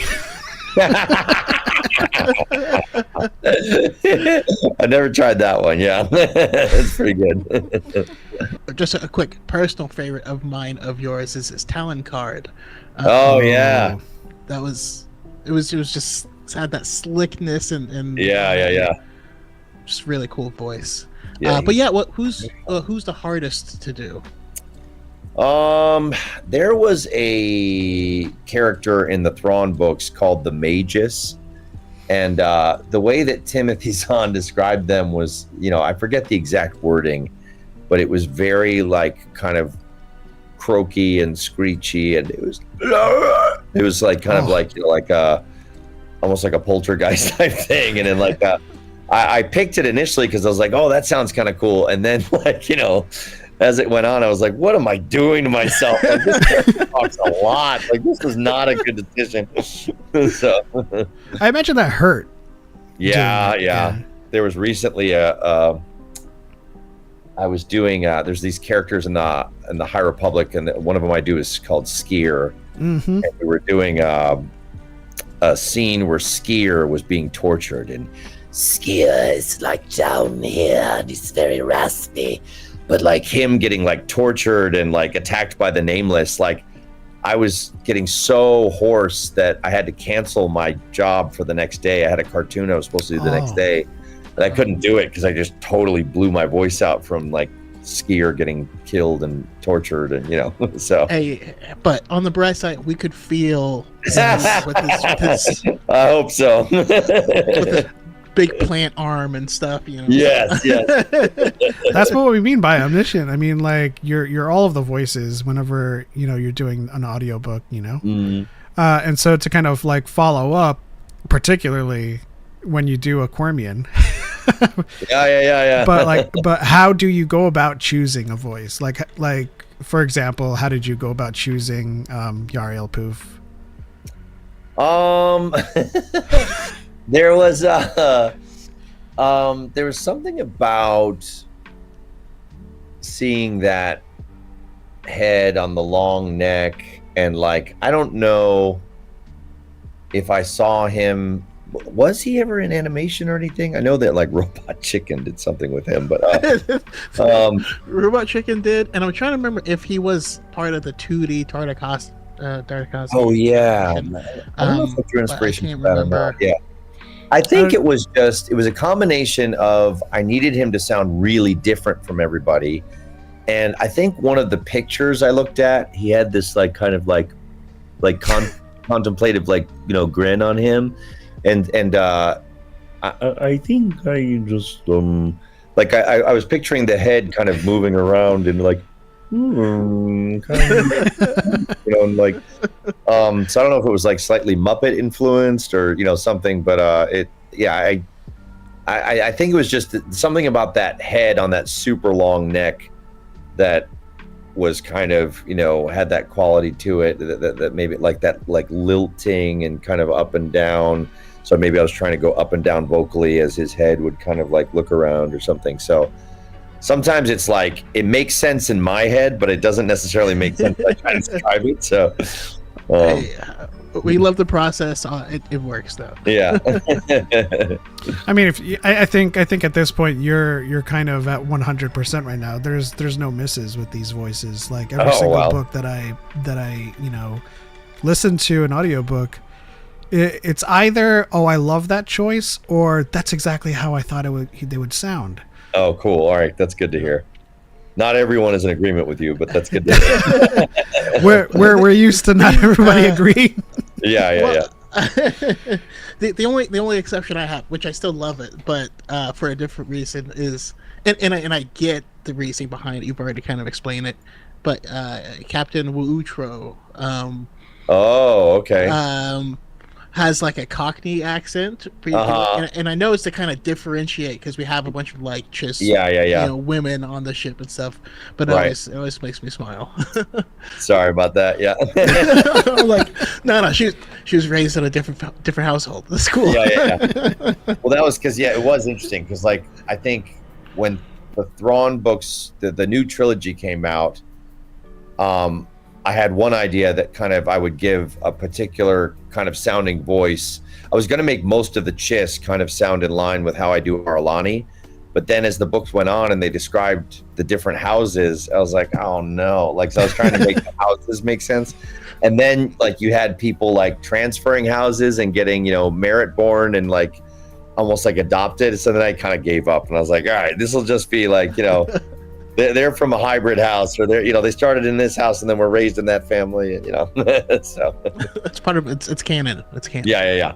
Considering how much time you spend reading Star Wars books, does that make you like a trivia god, or does it all just kind of mash together after some time?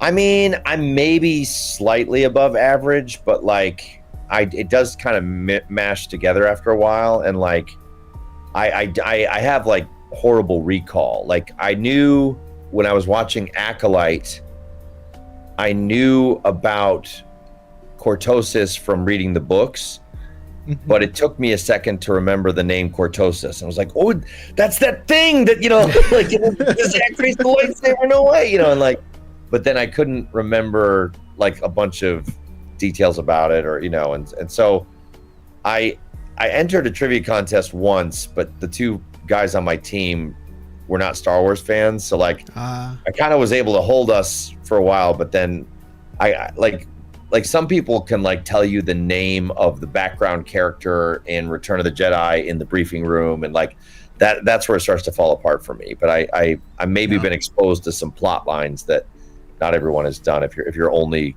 looking at the movies and stuff like that.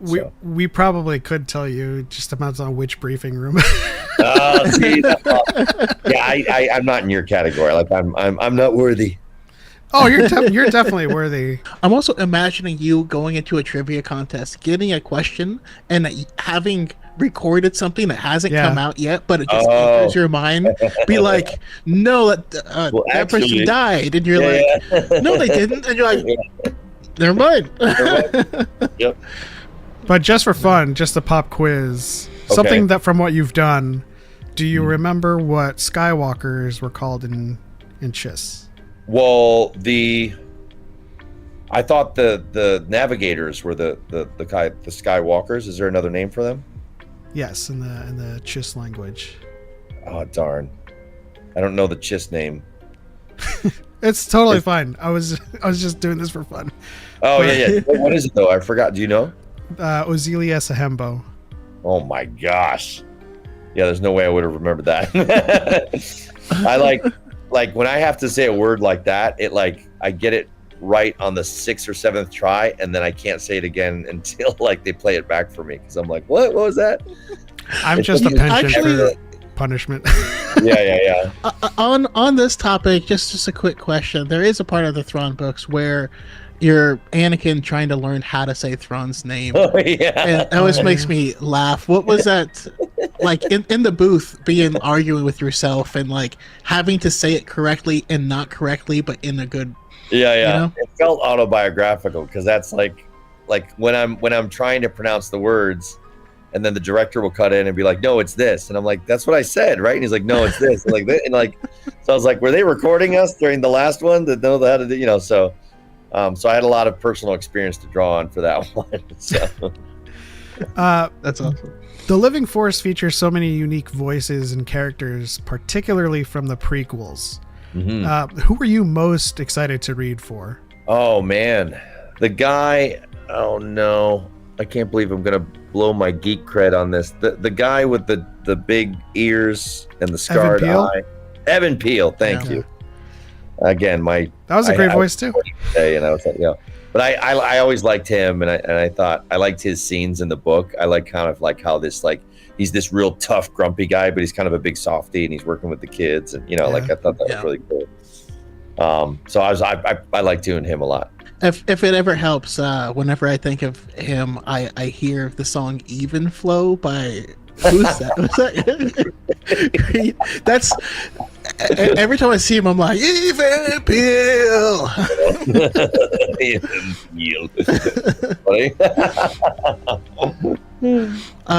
So Star Wars is largely a morality tale. So have the books or the franchise as being immersed in it, has that affected your life, who you are as a person? Oh yeah, absolutely. It's one of those things where I feel like it was planting seeds in me that I didn't realize were teaching me things about, morality or good and evil until I was an adult. And then I was like, why do I believe? Oh, that is, I think that was probably because of, Luke on Dagobah, or, or like something Obi-Wan said, or, and I think that's one of the geniuses of what George Lucas did, and how, if you look at interviews, like how intentional he was about that, like that he really, that's kind of one of his goals, was to kind of give us a modern day mythology to help us, with some of those guiding principles. And so I love that, and even oddly enough, like, in every stage of my life, like obviously when you're young and you're trying to kind of find yourself and you're struggling with, the quick and easy path and maybe selfishness and greed, you can have, Luke to look to. But like, I know it's not everyone's favorite, but like, even with like The Last Jedi, like there was some stuff in there that after I read the novel kind of helped me understand more of Luke's perspective in that movie. And as an older man, because I'm like, in my late 40s, that feeling of disillusionment, that feeling of, what's the point? This cycle keeps repeating and the dark side keeps coming back. And by my meddling and trying to control everything, maybe I'm making things worse. Like I've actually felt some of that, and I needed to be reminded that, failure is the greatest teacher. And I need to be reminded to pass on what I've learned, because there is like this younger generation, whether that's my own kids or other people looking for mentorship, that I can pass on some of my mistakes. And instead of going and hiding and feeling embarrassed or ashamed when I make a mistake, I can like share what I learned from that mistake. And that's maybe the role I should embrace as a older dude, and so like, and so that was something that, I don't know, I kind of needed to be reminded, or kind of, and that story helped me with that, and so there's lots of things that it's really, Star Wars throughout all my life, has been very formative, in a major way. You're talking to two people who absolutely love that movie. Okay, good. Yeah, no, I really and those that in particular was something that was a major thing for me, that I didn't realize it. I don't know if I consciously realized it at the time, but when the movie came out, I was around the same age that my dad was, but he had like 2 kids and all this stuff at a time. Yeah. And realizing he never had any clue what he was doing.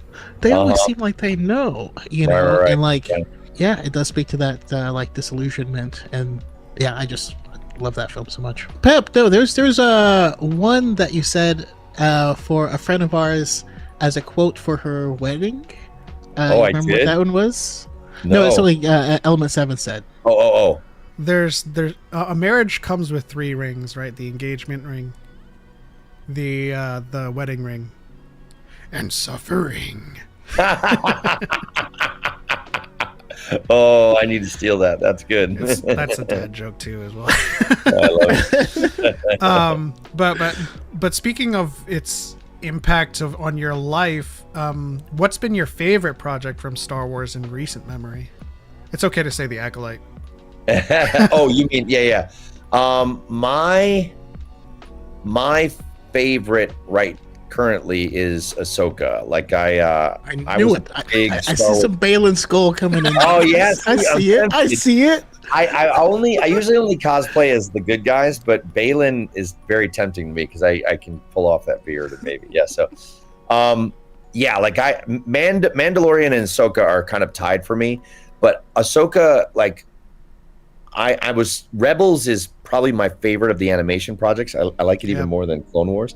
And I just love all the Force mythology in there and Canon and Ezra's relationship and all that stuff. And then obviously there's like I have maybe a connection to Thrawn, and so seeing Thrawn in there was really special for me. And I loved the idea that Sabine is not as naturally gifted with the Force as other Padawans that we've seen up to that point, and it kind of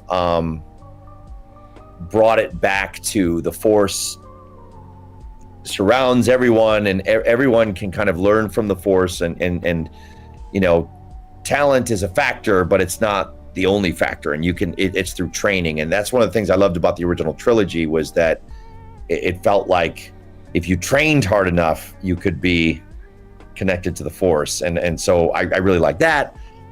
I'm a big Dave Filoni fan, so like that's probably my favorite all time. But I love everything. Like I really do. Like I thought the Acolyte was amazing. I loved the lightsaber battles in the Acolyte.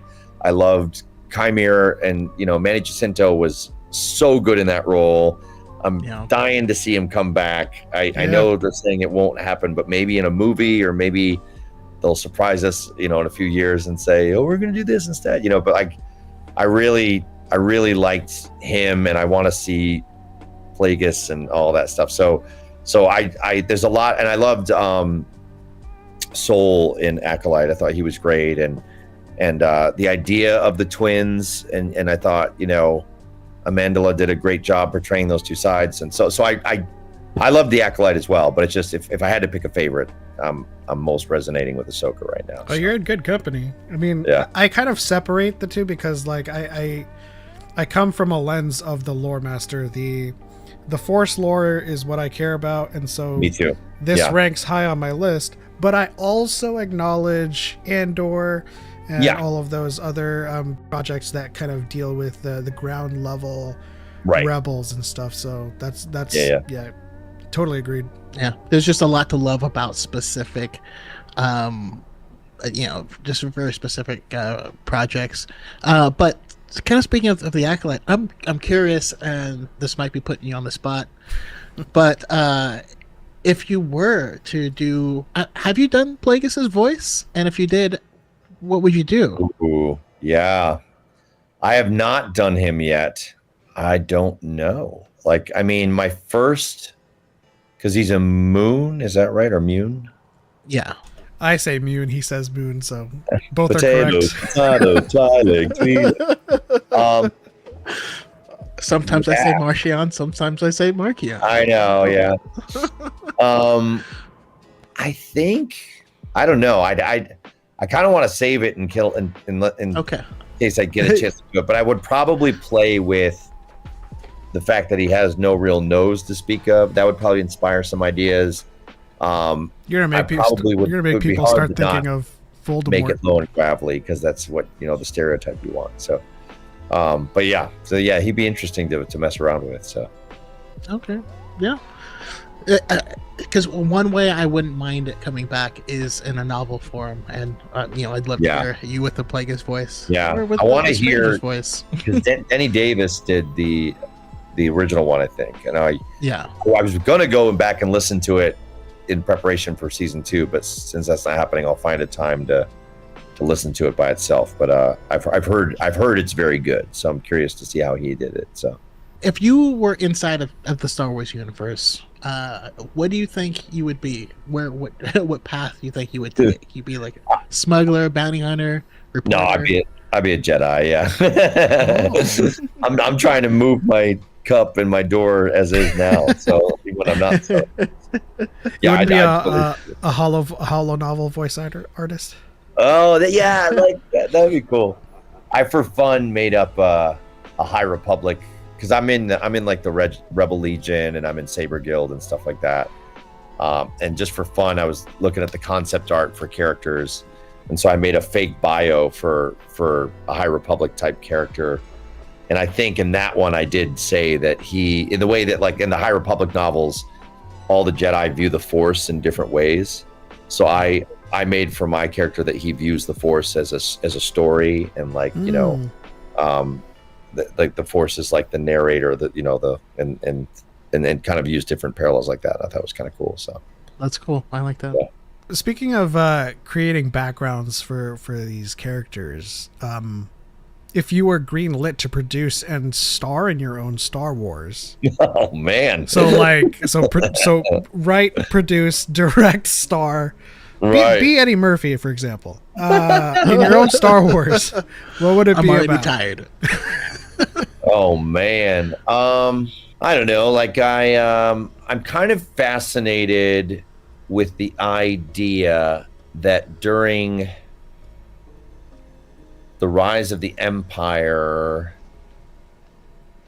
how people could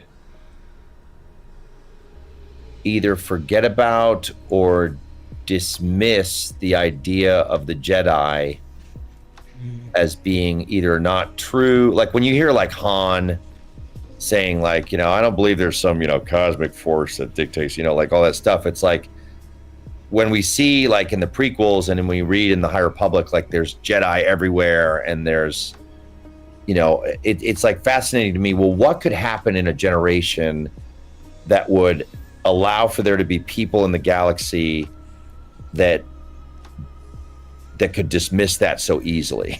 You know what I mean? Yeah. And I would love some sort of exploration or a story of, what are the reasons that people don't believe? And then whether we see a character being won over by a Jedi that's in hiding or something, but I think that's a fascinating dynamic. And it's the same thing in our world. Like there's people that believe there's something more in this life other than just what they can see or taste or touch. And then there's people that are like, that's crazy, that's fairy tales, that's so like, and so if those people coexist in our world, like like I like those kind of explorations, and like I'd almost like to drill down like and kind of have a Han type character and explore that a little bit more. Like why doesn't he believe? Like what has he been disappointed by in life? What has he not seen that other people see, and what are the justifications he comes up with in his mind to dismiss that? And then maybe like showing some people losing their faith in the Force or losing their faith in the Jedi because of the rise of the, because I know a lot of people in our world will sometimes dismiss the idea of a God because they see so much suffering or they see a lot of injustice, and it kind of makes sense. Well, if there's this balance that is like why is that happening? And so and that would be a cool exploration storytelling wise. I think when you see like the Empire rising and all the injustice that they're perpetuating, it would be easy to see well where's the Force? Like where how could this possibly exist if all this evil and corruption is happening? And then wrestling with some of those hard questions. So. Yeah, it's certainly apt and relevant to some social commentary that's happening today, you know, with the illusory truth effect, where, you know, there's so much being said that most people begin to just immediately believe it's true after a while, you know. And then we think about, this is a great quote from Andor: the pace of oppression outstrips our ability to understand it, and it's easier to hide behind 40 atrocities than a single incident. So that's how the Empire kind of hides behind just planets, just, you know, experiencing all kinds of atrocities, and it's hard to keep up with it, so you just focus on the one rebel attack that just happened. So it's definitely an interesting, I would love to see that movie, especially if you're starring in it. Yeah, I mean, it kind of makes me think, you know, what I keep saying I want in like a Rey movie in the future, to explore, like, does the galaxy need the Jedi as they rebuild stuff? You're like, what's the end result of the faith in this thing? Because the last 2 times it's ended over here, you know. And kind of play around with into the samurai era type vibes. I think that might be cool. But speaking of samurai, outside of Star Wars, what else do you geek on? I geek samurai and stuff. I think that's cool. But what else are you into? I'm a big Star Trek fan. Like, I used to go to Star Trek conventions. I know. But I genuinely like both. Like, I went in high school, I was actually more of a Trek fan than I was a Star Wars fan. But yeah, I love Star Trek. I was really into G.I. Joe growing up, and like Transformers. Sci-fi in general is kind of my main thing. Like, I love like Terminator, Aliens, Blade Runner, all the kind of big standard ones. So, but anything with aliens or spaceships, I'm pretty much locked in. So nice, awesome. Yeah, Star Trek was really big for me growing up as well. Oh, good. I always, shudder to think about my mom's massive crush on Captain Picard. And how new that was as a child. Hear a lot. I mean, I'm probably going to get a lot of flack for this too, but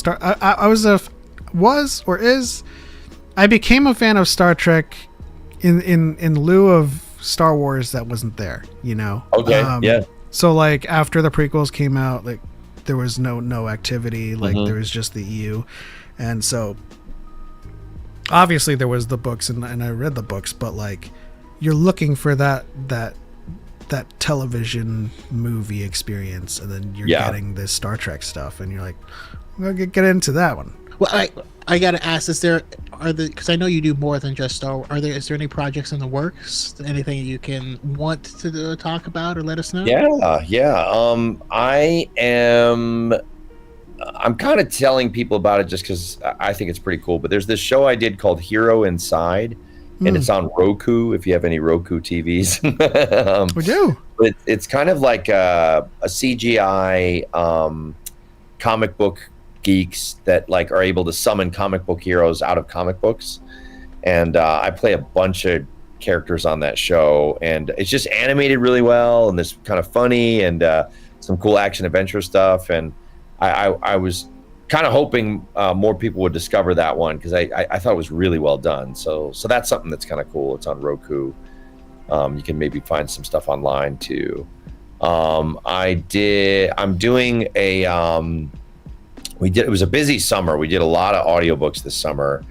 The kind of Rogue and Wraith Squadron books are continuing. So I think I don't know if it's out yet or will be out, but we did Solo Command and Iron Fist, which kind of continue like the Wraith Squadron story. And those were really fun.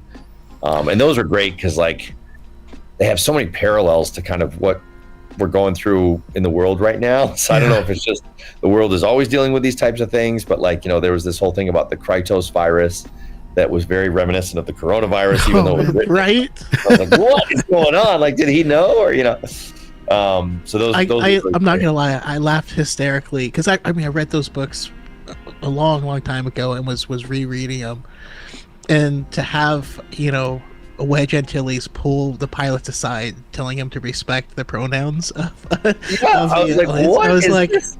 oh, that's cool. I like It's that. crazy. Yeah, and like the parallels between like xenophobia and like racism and some of the ways that the Empire was weaponizing that to get the Republic to be destabilized by like causing dissent among people. It's like, this is crazy. Like how did they know all this stuff? So yeah, so it's really cool.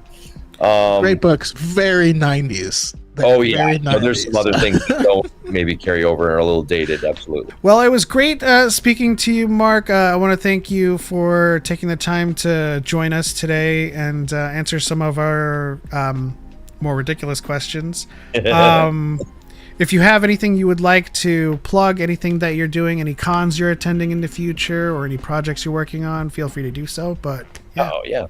Oh yeah, thanks. Yeah, actually, I will be at Twin Cities Con in November. I will be at Rhode Island Comic Con in November, and I'm actually going to be in Okinawa in December, which will be kind of fun. So yeah, a couple things coming up, and we did record a multicast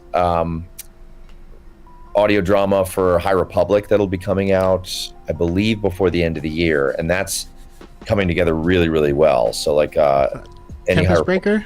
Yes, yeah. So it was really fun to record, and I recorded something not Star Wars this week with the director, and they're about halfway through the mixing and sound effects, and he said it's sounding really, really good. So I'm super excited to hear that one. So awesome. God, this is just exciting. I've been a fan of yours for a very, very long time, and here we just love to hang out and just chat with everyone, behind the scenes, and we appreciate you making time for us. Thank you guys, I really appreciate it, and it was a fun conversation, so thanks for having me on.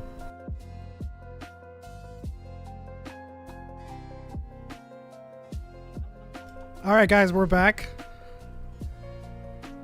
How's it going? Yep, back in the flesh. How did you guys enjoy that interview? What'd you think, Jacob? I liked it. I thought it was cool that you were actually able to interview him. I wish I could talk to more people like that. Hey, we're trying our best to interview as many people as possible involved in the making of our favorite stuff. So look forward to that. I also actually, just to share, I don't want to get people's hopes up, but I told Choco this.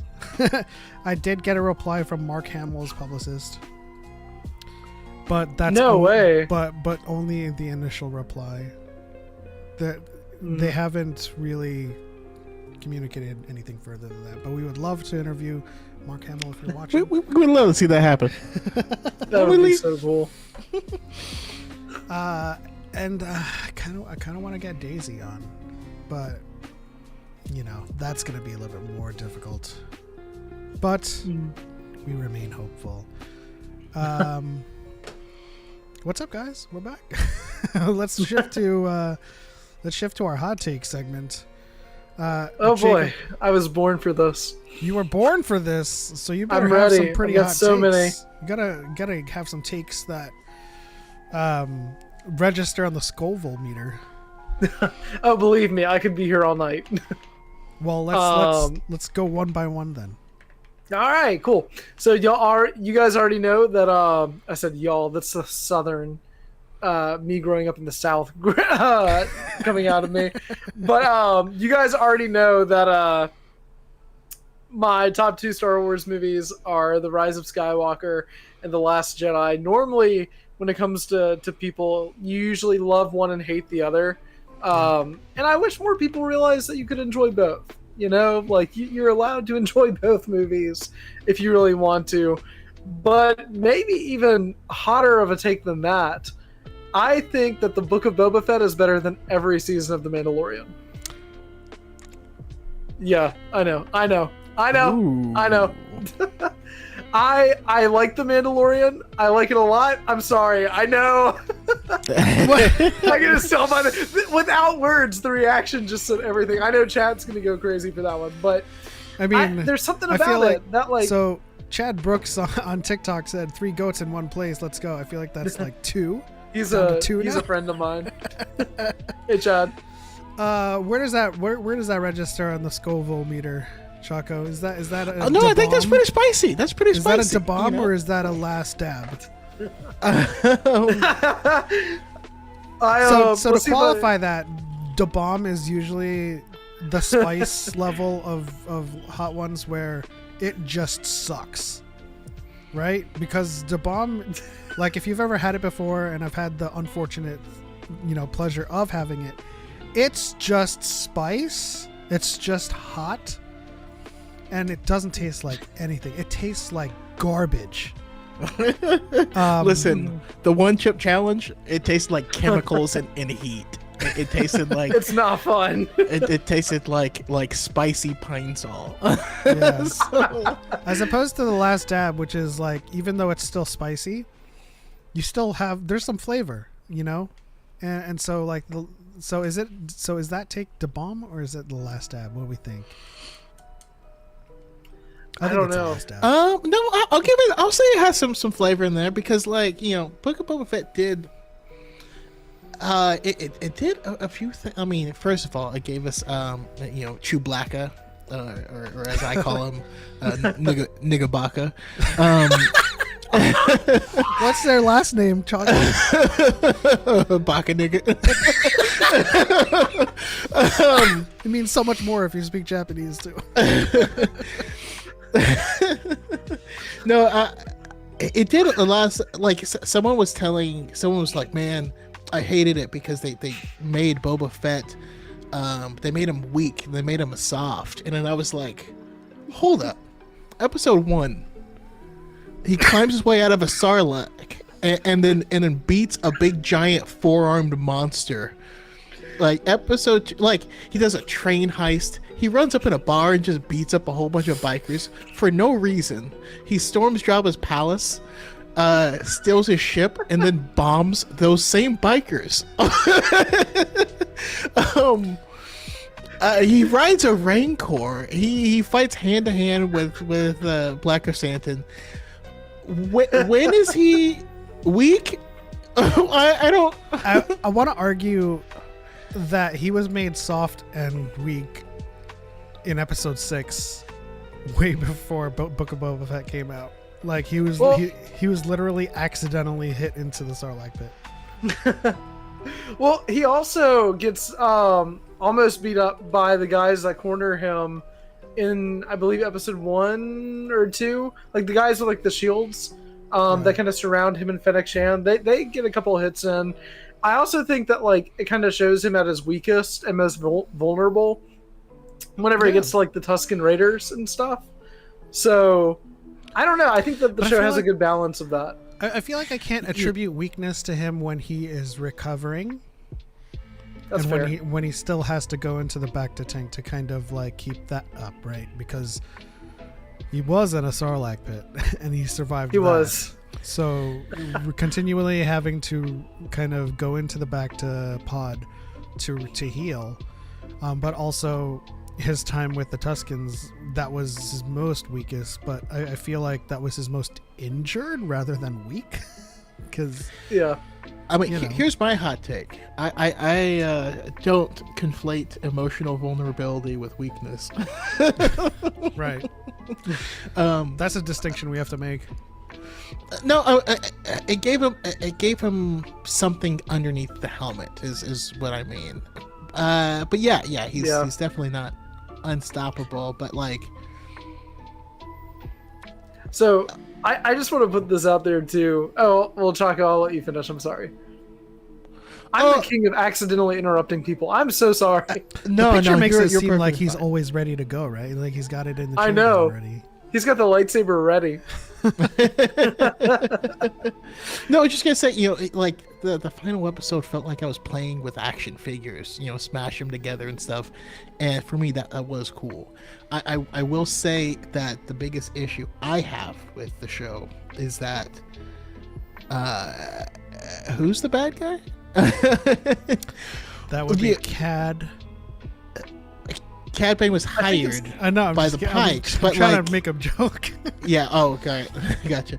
No, but like, the Pikes as a villain felt underdeveloped. You know, there was no. I couldn't tell you the name of any Pike. They didn't feel Or- dangerous. I will say that I do like how the syndicates are all there, and they're kind of stacked against Boba, and I thought that was interesting considering that like he's usually just like with like the syndicates and stuff, and like Return of the Jedi and all of that, and like the Hutts.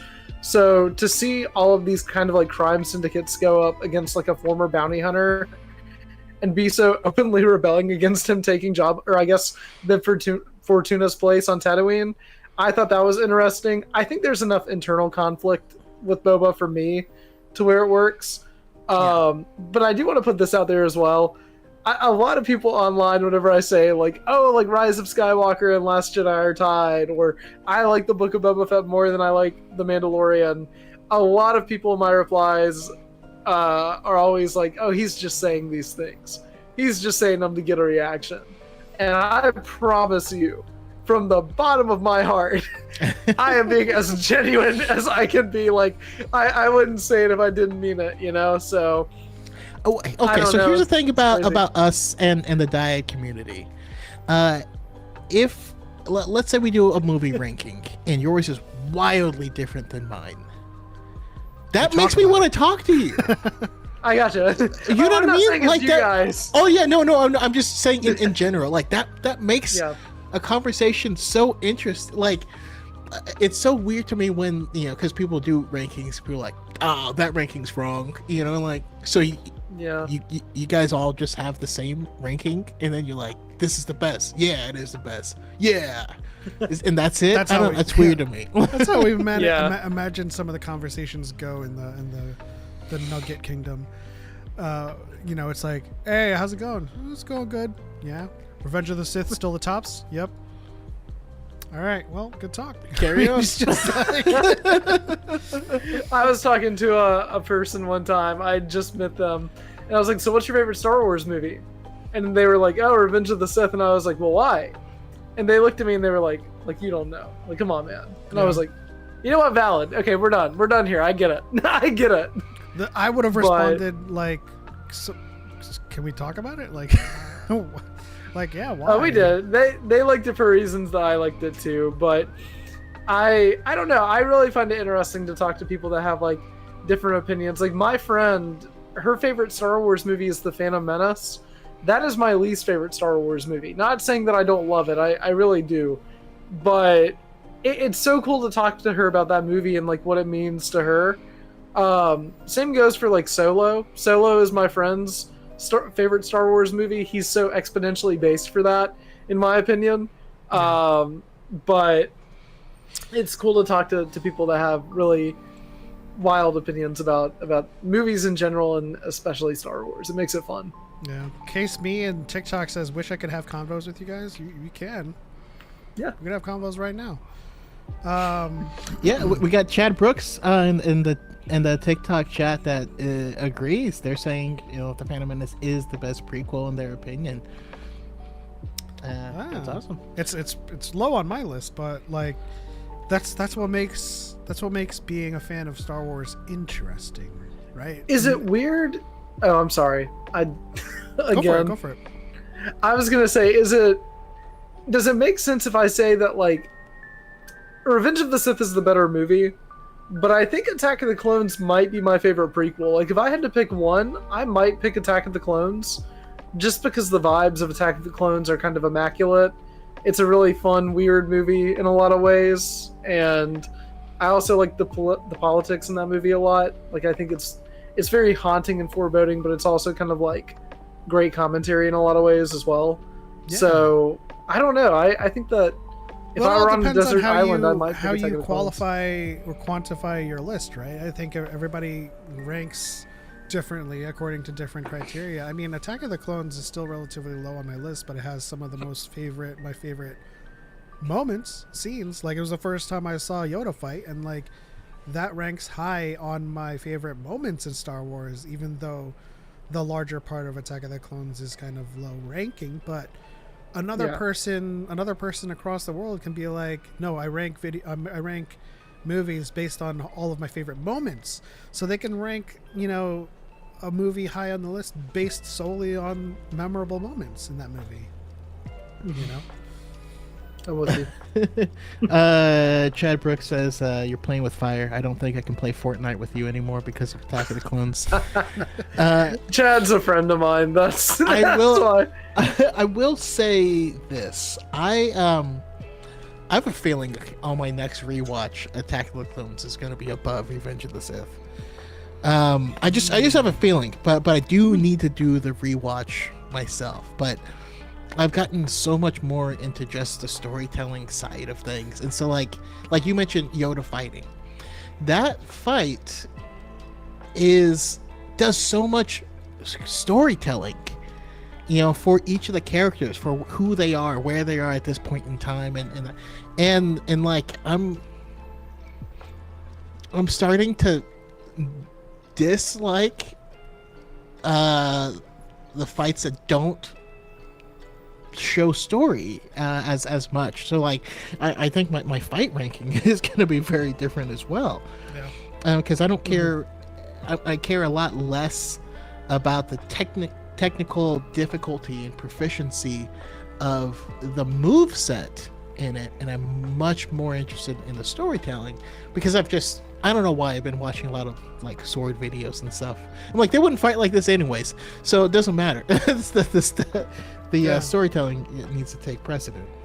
Yeah, Master James Kenobi says it's far more interesting to talk about different opinions than the same, and that's kind of why I push this narrative that the Dyad community is all about discourse rather than conformity, because you'll find most of the time when we do our rankings and we do our thing, like, oh, this is my favorite this and that, there's a lot of calls in the comments for conformity. Like, they're like, oh, you're wrong, or how can you rank it like this, like, because it's my list. I'm not gonna come into your video with your list and be like, you're wrong. And there, you will not find a moment in time, a place in the galaxy where two people completely line up one-to-one on every single thing. And this is why whenever there's discussions about making Star Wars and how they should make a Star Wars film that fans want, I always say, we don't know what fans want, because you can put 100 of the most hardcore Star Wars fans in one room and say, you guys are the writer's room for the next movie. None of them are going to agree on which story beats they want to hit. None of them are going to agree on what narrative they want to explore. None of them are going to agree on what who their protagonist is going to be. So like, that's why the quote exists: a story for everyone is a story for no one, because like, you really can't write a movie that is for everyone because nobody agrees on it. Exactly. I mean, it's not a hot take, but that's usually what I say. It's like, listen, like, you can't stop saying make what the fans want. The fans don't know what they want. It's a really funny statement to make what the fans want, because we're in this weird era now, and George said this when he accepted that award. It's all fans who are making Star Wars now, and I don't know, I feel like I keep coming back to this point, but that's why I loved the Lego special. Yeah. Because that Lego special really exemplified, right at the very beginning of it, when he explains Star Wars, and it's about this little kid named Anakin who grew up and did all this stuff, and I'm like, that's not my experience. That's not the Star Wars I grew up with. The Star Wars I grew up with is about Luke Skywalker, because I'm before the prequels. And then when that story gets going, you find out that's the point. It's going to be different to different groups of people at different points in time. And that's what we need to embrace, The next iteration of fans, next generation of fans are going to see it as different. I don't know. Maybe they'll see the entire Skywalker Saga as the Palpatine saga, because he's the antagonist in all of it. I don't know. But I know a lot of people who grew up in Ahsoka. Star Wars is about Ahsoka, and I think that's really cool. Yeah, I agree. Matt Boy says, because of Dave Filoni's interpretation, Duel of the Fates is my favorite lightsaber fight because of how important it turned out to be in galactic history. But in the moment, it was a duel. Which is another thing. It's like certain interpretations and certain readings of a particular scene can change over time and change your perspective entirely. And my recent video on kyber crystals, there's a couple of comments where like I had never seen it from this angle before. And the moment I point to is Rey pulling the lightsaber from Kylo, in which case the initial reading everyone has is, oh, Rey is overpowering Kylo. But we have to recognize the will of the kyber crystal as well. And even though it's not explicitly said, I feel like the most apt reading of that scene is that the lightsaber didn't want to go to Kylo. And it went to Rey. Right? And Rey was the most suitable vessel for him to turn to the light so that it could go to him. And it refused to go to his hand because, like, I've already seen enough darkness. Let me see what this whole light side is about again. Like, Yeah. so yeah, I mean, your particular reading of a scene of a movie in particular will, for sure, kind of dictate your overall how tasteful it is to you overall, and that's why and we fight against the Nugget Kingdom, because they try to force a reading onto you that you never had, that was never intended. one of my favorite, and I love that idea of, when you watch The Phantom Menace, and there's no disrespect to anyone at all. I do really enjoy a lot of parts of that film. A lot of it is almost seemingly disconnected from the primary narrative of Star Wars. And again, it's a movie that doesn't quite know who its protagonist is.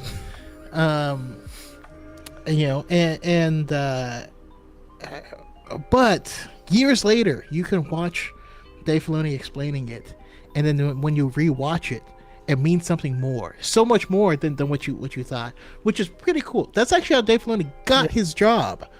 Is he took someone to see the prequels who hated him, explain stuff first, and then rewatch it with them. And that person just happened to be connected with Lucasfilm, and they are the ones who recommended him for the job while he was still working on Avatar.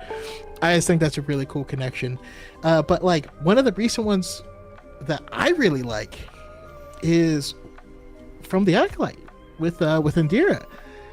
How as you're watching it, you're like, oh, this stick in the mud, she's the worst, and all this stuff, and then you see it was actually happening. You're like, oh, she's the only reasonable person here. Yeah. She's the only person that's, oh, maybe the council's rules are meant specifically to prevent these issues here. And like, and for me, that's like, after you watch this, you better put some respect on Mace Windu's name, because y'all keep hating on him for stuff that would save the galaxy. You were just mad because he's right. Everything he said about Anakin is right. You know what I mean? Yeah. I mean, in that sense, like, The Acolyte was supposed to be, and it was largely a critique on the Jedi as an institution, but it also allowed you to challenge your perspective of the Jedi, because a lot of people that were Jedi haters were hating on Indira. Or Indara, sorry.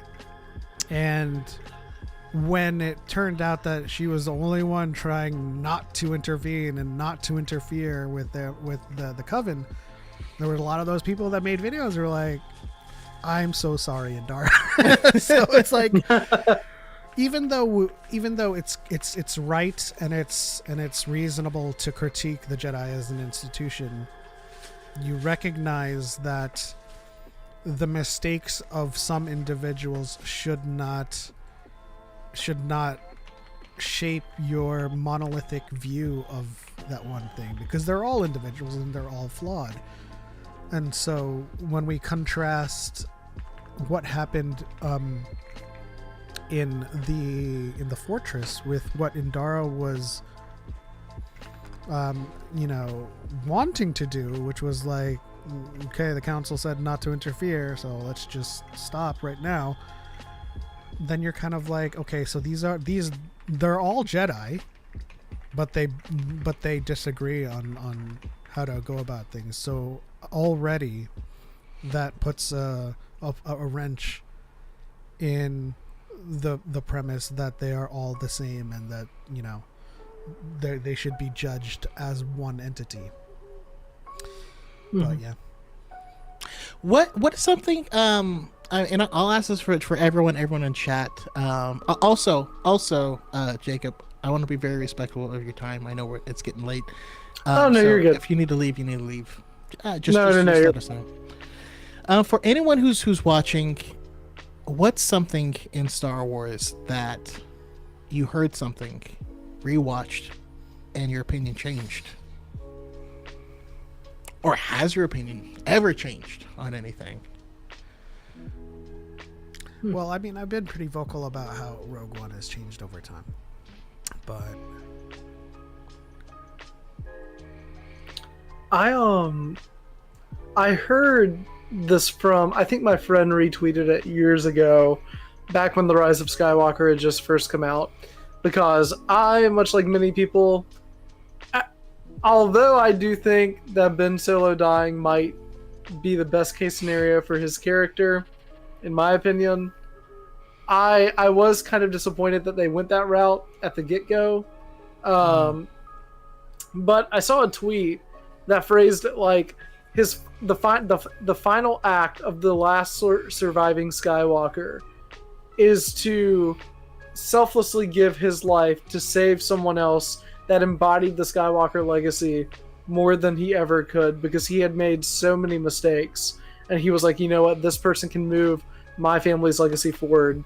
And I remember I read that and I was like, wow, like what a great reading of that scene. Like it actually made me rethink about it, and I was like, wow, this is actually it hit a lot harder the next time I watched the movie because of that, and it's kind of stuck with me ever since. So it's kind of like when Laxus gave his power to Natsu. Yeah, and that. I do love that point too, because it's. Do you love Laxus as well? Oh my god, yeah. No, but it's.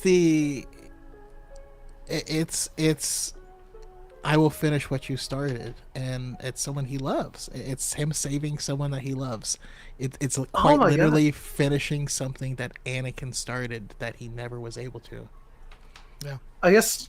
Wow, I forgot about that. I never thought about it that way. Yeah, that manifested itself in my redux of the ending, which you could find on our YouTube channel.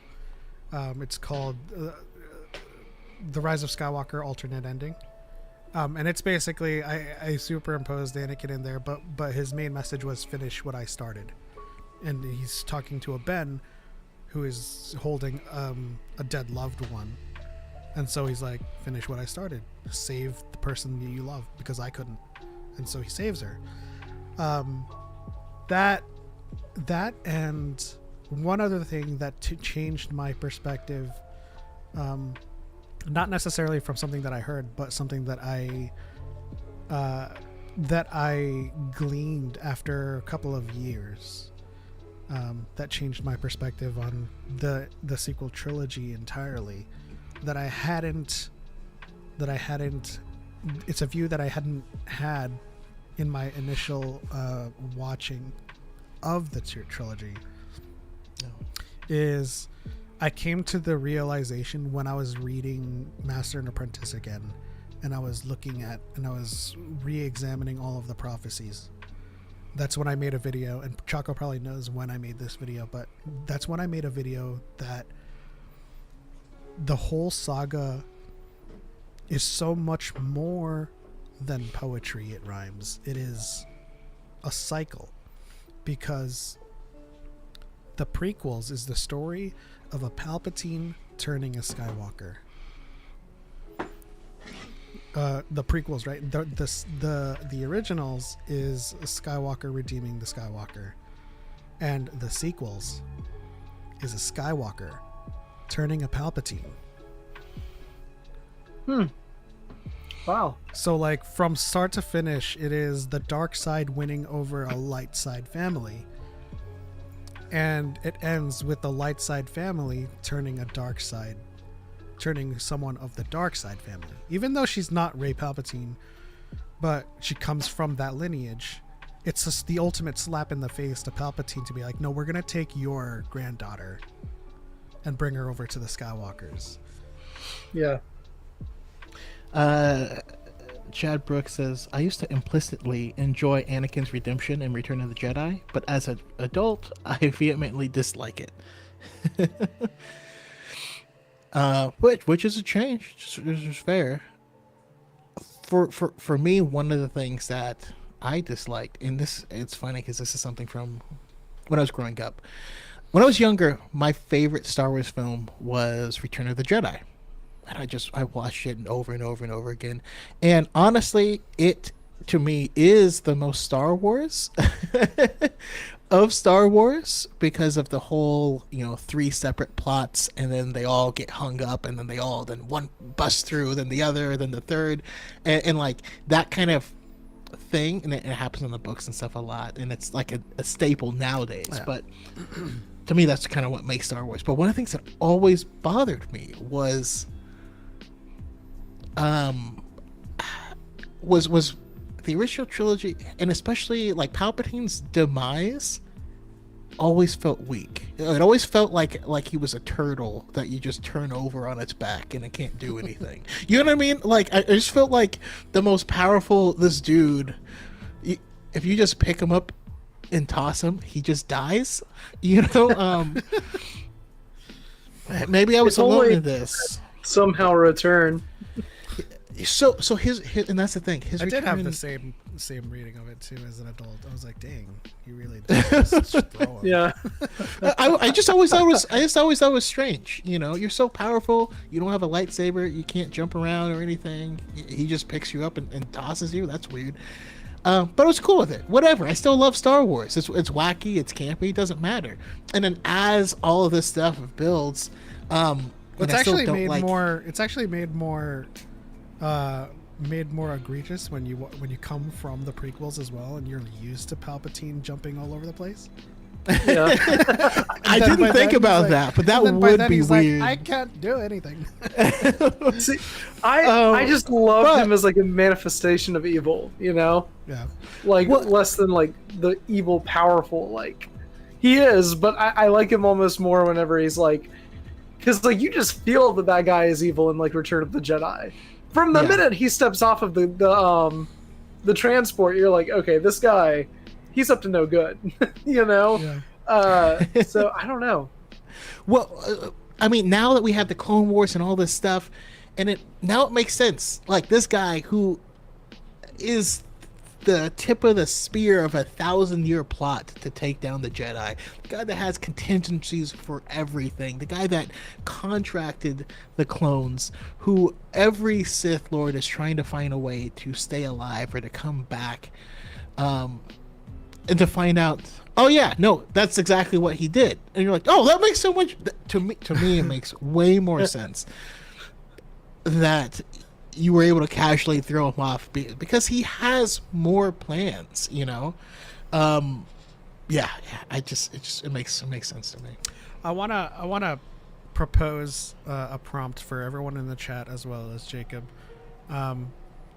What is your most unreasonable what if? Now, whenever the what if question comes about, a lot of people think of galaxy changing, timeline shifting, narrative altering what ifs. What is your one what if that you'd like to explore that has a completely minute or acute change on everything? And I'll preface this by telling you my first one, and that my first one is, what if Qui-Gon just killed Watto for the parts? It's like he's like, credits will do fine. No, they won't. Okay. Would that change anything? Yeah. Really? I suppose Anakin wouldn't have to. Anakin for- wouldn't obtain freedom, right? Because he would still have the chip. Like his freedom has legality attached to it, and so, but he just wanted the boon. No, he wouldn't. Would he be able to compete? Yeah, I don't without a know. sponsorship? Well, no, because Watto Watto gave him the parts for the racer, right? Yeah. Like without Watto, Anakin wouldn't have been able to finance or build his body, because Watto was the one that entered him in a lot of the races for like a gambling thing, right? Yeah. So Would Damn, beat never him if he mind. lost. It seems artificial or superficial at first, but it would have some. Also, he probably wouldn't have been super keen on joining the Jedi. After that. yeah, he would have been like, "Whoa!" No one could kill a Jedi, but they're also kind of thugs. They just just shanking fools out Master here. James says, "What if Corky is Obi-Wan's son?" And to that I say, that's canon, and that's not a winner. Yeah, I'm just kidding. there's no doubt in my just- mind. Real quick, I'm a spooky kitty said anyone who judges Vader should ask themselves how far they would go for Natalie Portman. My limit is I mean, that's crime. a fair question. No, my limit is literally crime. Honestly, I wouldn't pass that line. I mean, I wouldn't cross it for anyone really. No one's that hot, except for maybe Satele or Dominatag. Natalie Portman literally did a commercial like a week ago. I don't know if you've seen it, and you're like, still, damn. Yeah. I think she's an I'm elf. married, so I don't know if I'm legally allowed to jump into this. You don't have an, I'm you don't have a list? I'm also married, and my wife is in the room with me right now. She actually laughed when I read Spooky Kitty's question. So. I mean, you gotta have fun with these, right? It's not like any one of us in the chat or the room has any chance with Natalie Portman. To be honest, Fair, yeah. Well, yeah. she's an elf. She's just like Keanu Reeves. She doesn't age. We're all Keanu Reeves is immortal my goat. beings. What would have happened if Maul just kissed Obi-Wan like he's always wanted to? I would call that a trivial what if. I don't think that changes anything. I think it really could happen in Twin Sons when he's like, is he the chosen one? And then Obi-Wan's like, yes. It's like, he will avenge us, and then he just puckers up, and Obi-Wan's like, I guess. And then just goes. No, I like Maul's the like, idea he's that, like, I'm thirsty, and Obi-Wan's like, huh. Like, I love the idea that like Obi-Wan gets to Mandalore and he's like, Maul, why have you done all of this? And Darth Maul just turns around and he's like, for you. I wanted you to come here. Just for me. Like I've done all of this just to get your attention, Obi-Wan. Like I need you here. Satine's like, wait, what? And Obi-Wan's like, Satine, I'm sorry. He's mine. Yeah. Chad Brooks says, what if Anakin leaves the Order a year after his training to provide for Shmi? To provide for and free Shmi. Ooh. Though I think that is less, that's not trivial, and that's something that would alter the course of a lot of things. what if Obi-Wan said yes to the Death Sticks? That would just add an extra 6 minutes to the movie runtime. And like That would we be- could get a cutscene later of just him and Yoda just like And Anakin comes in, and he's like, I found him. I found the assassin. It's a changeling. And then Obi-Wan is like, very good. and I do want will see Mace you back Windu in to the be temple. like, what are you guys doing? This is against the rules. And they're like, my brother, you need some of this. Oh man, now I can't. Everyone's like, I've got a new rule right here. You need to try it, Mace Windu. I can't unsee Uncle Elroy from next Friday in Star Wars now, and he's like, it's the Bombay. If we were on Ooh, the what if moon, we get high and never come down. What if Yoda spoke normally? It would be alarming, but yeah, True. I don't think it would change much. I think Mace would be the first one to be like, what? I still think about Attack of the Clones. Around the survivors, a perimeter we must create. And you're like, okay, Yoda, you're Yodaing too hard. All right. There was a video I saw a while back that was called something like Yoda Speaks Normally, and they've re-edited the dialogue to sound normal. It sounds so wrong. Like, you just listen to it, you're like, ooh, like, this just feels like I'm listening to something illegal. Like, it's so good. It's like in the last episode of season 6 of Clone Wars, Mace Windu's like, hope your journey was fruitful and you gained some answers. And instead of doing his little spiel about victory for all time, he's just like, he was alright. Mace is like, what did you find? And can I have some of it? I do kind of have I mean, this would be a galaxy shaping, but like, what if the handmaiden Padme died? Ooh. Right, because in that moment there is a queen there who is trained to like impersonate her and all the stuff. And what if just by accident, by happenstance, Padme died? But you still have Sabe there pretending to be the queen. How does that change things? Does she keep being the queen? Does she just? I mean, does she also continue to like give it up to Anakin? Oh, she hated Anakin. Oh, she hated adult Anakin. But if she tries to continue, masquerading as the queen she would have to kind of put on some airs, right? Not to get found out. Like, I think about the scene that we got, I forget which book it was, where he jumped into the bed with her and Sabe was like, oh, how do I act here? I mean, so Natalie Portman to Keira Knightley is a lateral move, so cool. But then we think about if Padme had died and Sabe was trying to keep up the act, just like that scene where he jumps in, does she play along? I don't know. And is that considered cheating?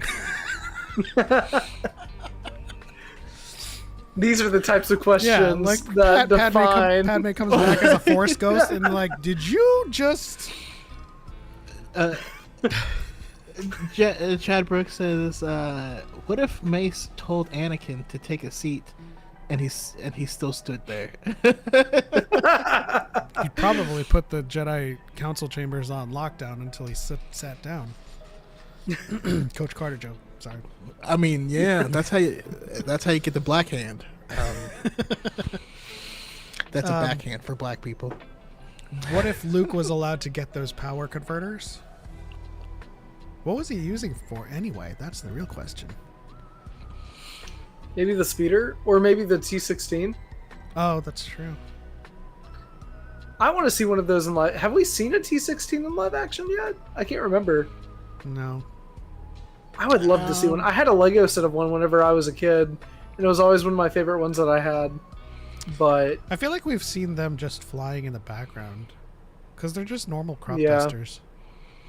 What if Anakin gave Mace a cheese royale? A royale. It was a tasty burger. He would say, "You have gained my trust." Man. Such a good movie. I'm trying what to if think. okay this brings me back to A New Hope. What if when he says a minute ago you didn't want to stick around and get caught, now you want to stay? Do you think, what if Han was like, you know what, you're right, kid, let's go. And they leave without Leia? I think that's altering. Never mind. That's too big. That's not trivial. What if Obi-Wan... Well, I mean, this is pretty galaxy defining, but imagine if Obi-Wan would have defeated Darth Vader on the Death Star in A New Hope. How that would have gone. The stormtroopers would have been watching it. Like, Lord Vader just ate it. They're like, oh my god, no! He's like, no. And then Luke starts cheering. So I love that fight because the whole fight he just keeps poking and prodding and like baiting and he's just kiting Vader to like a good spot to view the battle. You know what I mean? Like, and so it would be, if he defeated Vader, it would be by accident, and that makes it funnier to me. Of like, I'm gonna bring him out here so that when I do my big sacrifice, like it means something. And then like he accidentally gets a lucky strike and it kills Vader, and he's like, oh, we gotta go.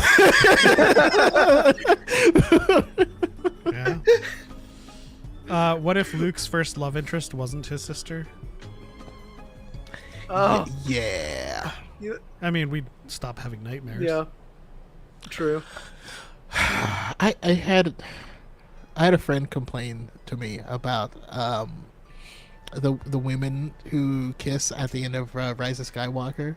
Oh god. And I'm just like, you would rather watch Luke kiss his sister over and over again, and that bothers you? What's funny is, I mean, it makes sense, but like, look at yourself, man. Look at yourself. Because they're I had clearly somebody not say consistent that with their principles. That's all. I had somebody say that to me too one time. Like, I remember it was at college, and like I had kind of hung out with this guy a couple times before, and like, I mean, he didn't seem like anything was off, you know. But then I was like, "Did you see Rise of Skywalker?" Because at the time it had just came out, and he was like, "Yeah, I really liked it, but the lesbian kiss at the end ruined the movie for me." And I was like, "Oh." And then I never hung out with him again. I was like, "No, like, I'm sorry, man." It's Nah. such low hanging fruit for them in particular. Like it's like watching them watch a trailer of let's say the Minecraft trailer, and I'm picturing Nerdrotic just seeing a black person and they're like, oh, diversity. Like it really is. It really is. I mean, is that a joke? Because that's what happened. No, Wait, really? It's not a joke. That's literally what happened. Oh my god, I'm not even surprised. Yeah. she They're literally so- walks out of a portal with a bunch of weird humans inside of Minecraft. One of them just happens to be black, and you're like, oh, like, listen, you're not even hiding it anymore. Yeah. Stoza for Life says, I want to start my own YouTube channel. Any secrets on how to grow fast? Have something to say. Have a unique point of view. And if you're just parroting the same tired talking points that everyone parrots, no one's going to follow you. No one's going to care. I also if you think have that's a troll. unique opinion, oh yeah, it's absolutely a troll. But if you have something to say, you would never need to buy subs. People are, you will find your tribe. Yeah. People will want to talk to you, you know. And my real answer to that, in tandem with Choco's, is it's definitely not hanging out in a chat, in a podcast, trying to troll the same message for like nearly nigh on 3 hours. Like that's 3 hours of your life. Like if you want to start your own YouTube channel, you should have started it 3 hours ago. I know who that person is. Unfortunately, they are most definitely a troll. They're not great. That they're also just persistent. Here's the thing with a lot of people: they're just annoyingly persistent. Like they just never go away. You know, it's not even that like I'm bothered by what you're saying. It's just you never shut up, and you just always show up. You know, it's like it's like roaches. You knock down one, and then there's like 50 other ones. That's what happens with most of the negative I can say this because I comments on know our this YouTube person. And most of the negative comments from our YouTube channel come from like 2 people. And as soon as I mute them, they come back and like, oh, are you deleting comments now? And I'm just like, just leave, dude. I'm just gonna keep on. Exactly. You. It's like, if you don't like me so much and you don't like my opinions, I genuinely do not care. Just move on to something else. Like, there are better things to do with your time than watch and comment and engage with the content that you're going to actively disagree with, because that's just kind of pathetic to me, in my opinion. There's also better ways of wasting your time. Exactly. I guess and so that's stare at a wall and it would be more productive. Yeah, because I mean, I would say you're not gonna, like, whatever. I mean, more than staring at a wall, I would want them to perhaps gnaw on a giant satchel full of phalluses. But with that, well, whenever I see a troll, I just put them in timeout, like, for 24 hours, so that they can still watch. They can't do anything. Yeah. I guess I know it was a fake question, but I guess I'll just go ahead and throw this out there and say two things. If you want to genuinely start a channel and talk about something, my advice would be make videos that you would want to watch, you know, because, like, there's so many times that, like, I've been looking for a certain video on something and you'll see it done the same way a billion times. It doesn't matter if what you're talking about has been talked about a billion times if you do it in a way that's unique and creative and in a way that you would want to watch, you know? Even whether that's talking about Star Wars or, like, whatever you're into, it's just like, I don't know. I would say make videos that you want to make. Also, don't buy subscribers. I have people all the time claiming that I buy subscribers. I can very confidently say that I've never once bought subscribers. Like, oh no, it's idiotic. Nah, some so people dumb. can't fathom that someone doesn't agree with them, and they might follow other people. It's crazy. Dude, no, but that's what drew me to your. I am, you know, a subscriber of your channel, and I was drawn by the passion, how much you love Star Wars, the way you talk about it, how frequently you talk about it, and it's refreshing, you know. I see. I subbed after. Thank your you, high ground Choco. episode. Thank you so much. There's this and it's something that I myself find myself becoming guilty of, or maybe just am guilty of. But you talk about Star Wars, you know, and it's not all about talking about like the whole thing with sister. And I'm bringing this up because I'm actually going to make a pretty scathing video on it. If there's a throwaway, like, cameo character in 2 books from a couple years ago that you didn't read, you don't care. You do not care. Why is it something people are talking about now? That's so stupid. Yeah. And so I appreciate. As soon as I started to see your stuff on Twitter, it did 2 things. One, it was awesome, and I love seeing people who have a different viewpoint. Also, it served as a beacon,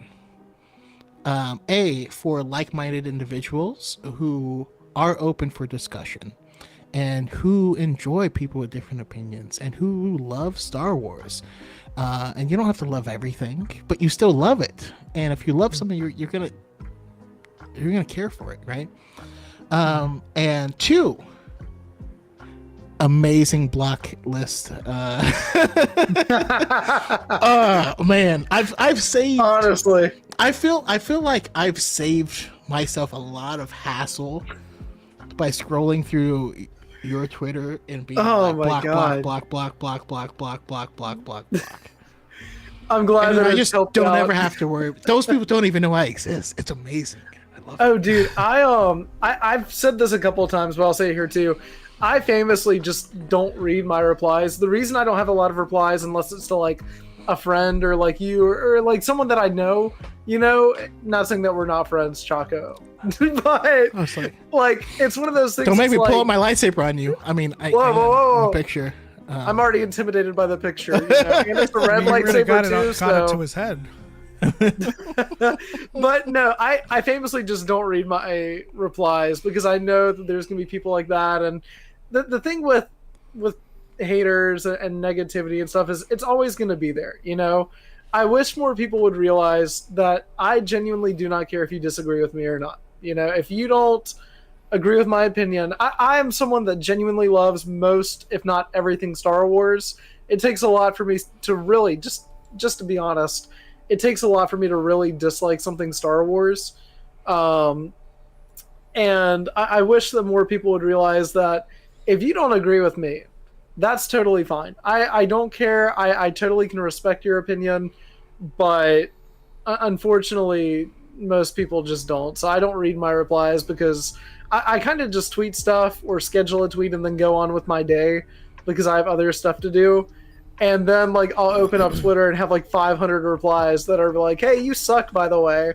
And it's just like, it's crazy. But it's real quick though, I do want to say thank you so much for all the kind words. I really do appreciate that from both of you guys, and I do appreciate you having me here as well. It really does mean a lot because for all of the negative replies, for all the toxic people stalking me in chats and making 40 billion alts to try to still grift off of my stuff, for all of the people like that, you meet genuinely incredible people along the way and really kind and respectful people, and I appreciate you guys, both of you guys, and your entire channel and community for being exactly that as well. So thank you. We certainly appreciate it. And just I can say honestly and with the with the full force heart that you have that your content has been something that was a pivoting point for myself of whether or not to continue. And so thank you for your steadfastness because it's part of what it's part of why I didn't stop making content. So I appreciate that too. Yeah, well, thank you. I really appreciate that. We have to continue the fight. We have to continue calling out the Carpet Nugget Kingdom, and we have to open people's eyes to the fact that they're trying to gaslight you. They're trying to make you feel attacked. They're trying to galvanize you into a weapon that doesn't exist. The Star Wars executives, the actors, they're not attacking you. They never have. And you gotta stop letting them gaslight you guys into feeling like victims, and becoming their pawns. And one more thing is I will say is that the people we love who make Star Wars are fans and they watch content, and anyone who's working on any of these shows with a full heart believes that they are making the best content that they can make, and they do look at us. I am 1,000% certain that they also watch and enjoy your content as well, and maybe haven't been able to say it. It's not something I knew until they directly told both me and Element, and you're like, oh, you guys do they do really enjoy those of us who are passionate about Star Wars. It's awesome. Yeah. And the final word we'll leave you guys with, in response to Chad Brooks saying, "I've seen your Disney pay stubs, Jacob. You can't fool me." The final word I'll leave you guys with is that the only shills in this entire space are the people shilling off of your hatred. Jacob, thank you for stopping by and hanging out with us and having this conversation with us. Thanks to everybody on TikTok, YouTube, and Twitch for hanging out and tuning in. This will do it for episode 191 of I was about to say the High Republic of Dyad and the Line in Life. Jacob, if you have any final words, and of course plug your social channels, let everybody know where they can find you. Again, thank you guys so much for having me. I appreciate the kind words, and beyond that, just appreciate you guys as creators and appreciate your community.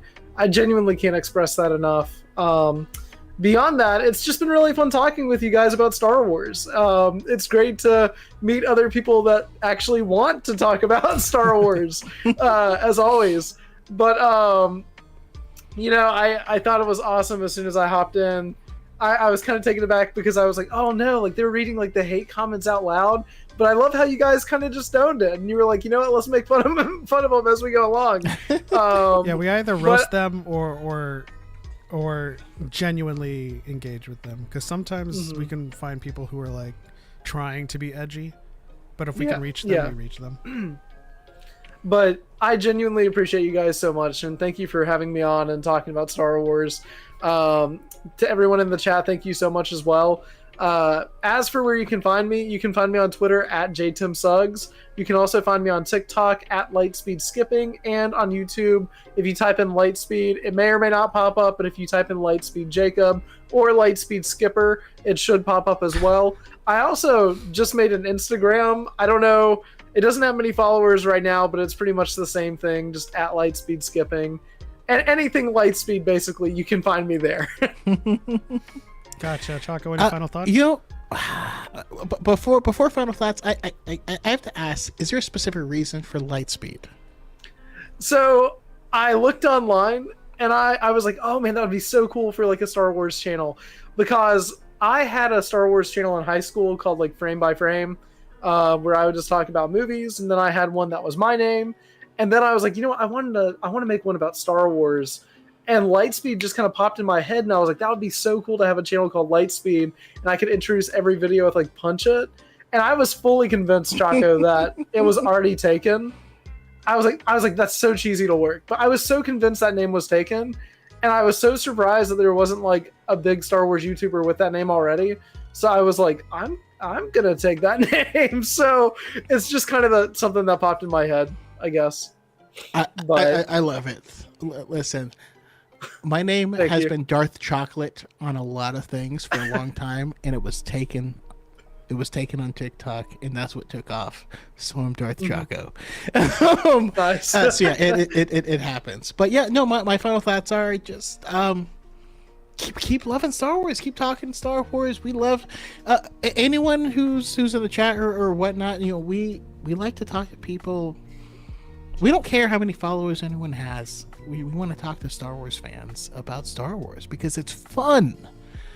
We want to have fun. That's what we want to do. So if you guys do want to talk Star Wars, join us, message us. You know, we're happy to talk. Yep.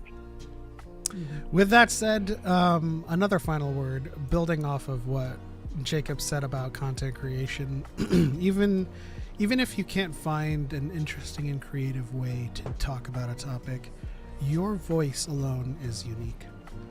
So absolutely, I like to point to the number of topics me and Choco have overlapped on in so many instances. We're a dyad for a reason. Let's just say that. we can release a video at the same time of day on the same day about the same subject, and our videos will be entirely different. And that's because we're all unique and we all have a voice that is our own. So if you have something if you have any content you want to make that you are passionate about, make it. Don't care about whatever anybody else is talking about, because it's going to be unique to you. But with that said, thank you, Jacob, Lightspeed, Skipper. Thank you to everybody in the chat for hanging out. That's it. On to the next one. For Light and for Life. We are May the Force be with you. We are all shilling for Natalie Portman. And that's what I was going to say for my end piece. Thank you. Keira Knightley too. Good night, everybody. Good night. Good night, everyone.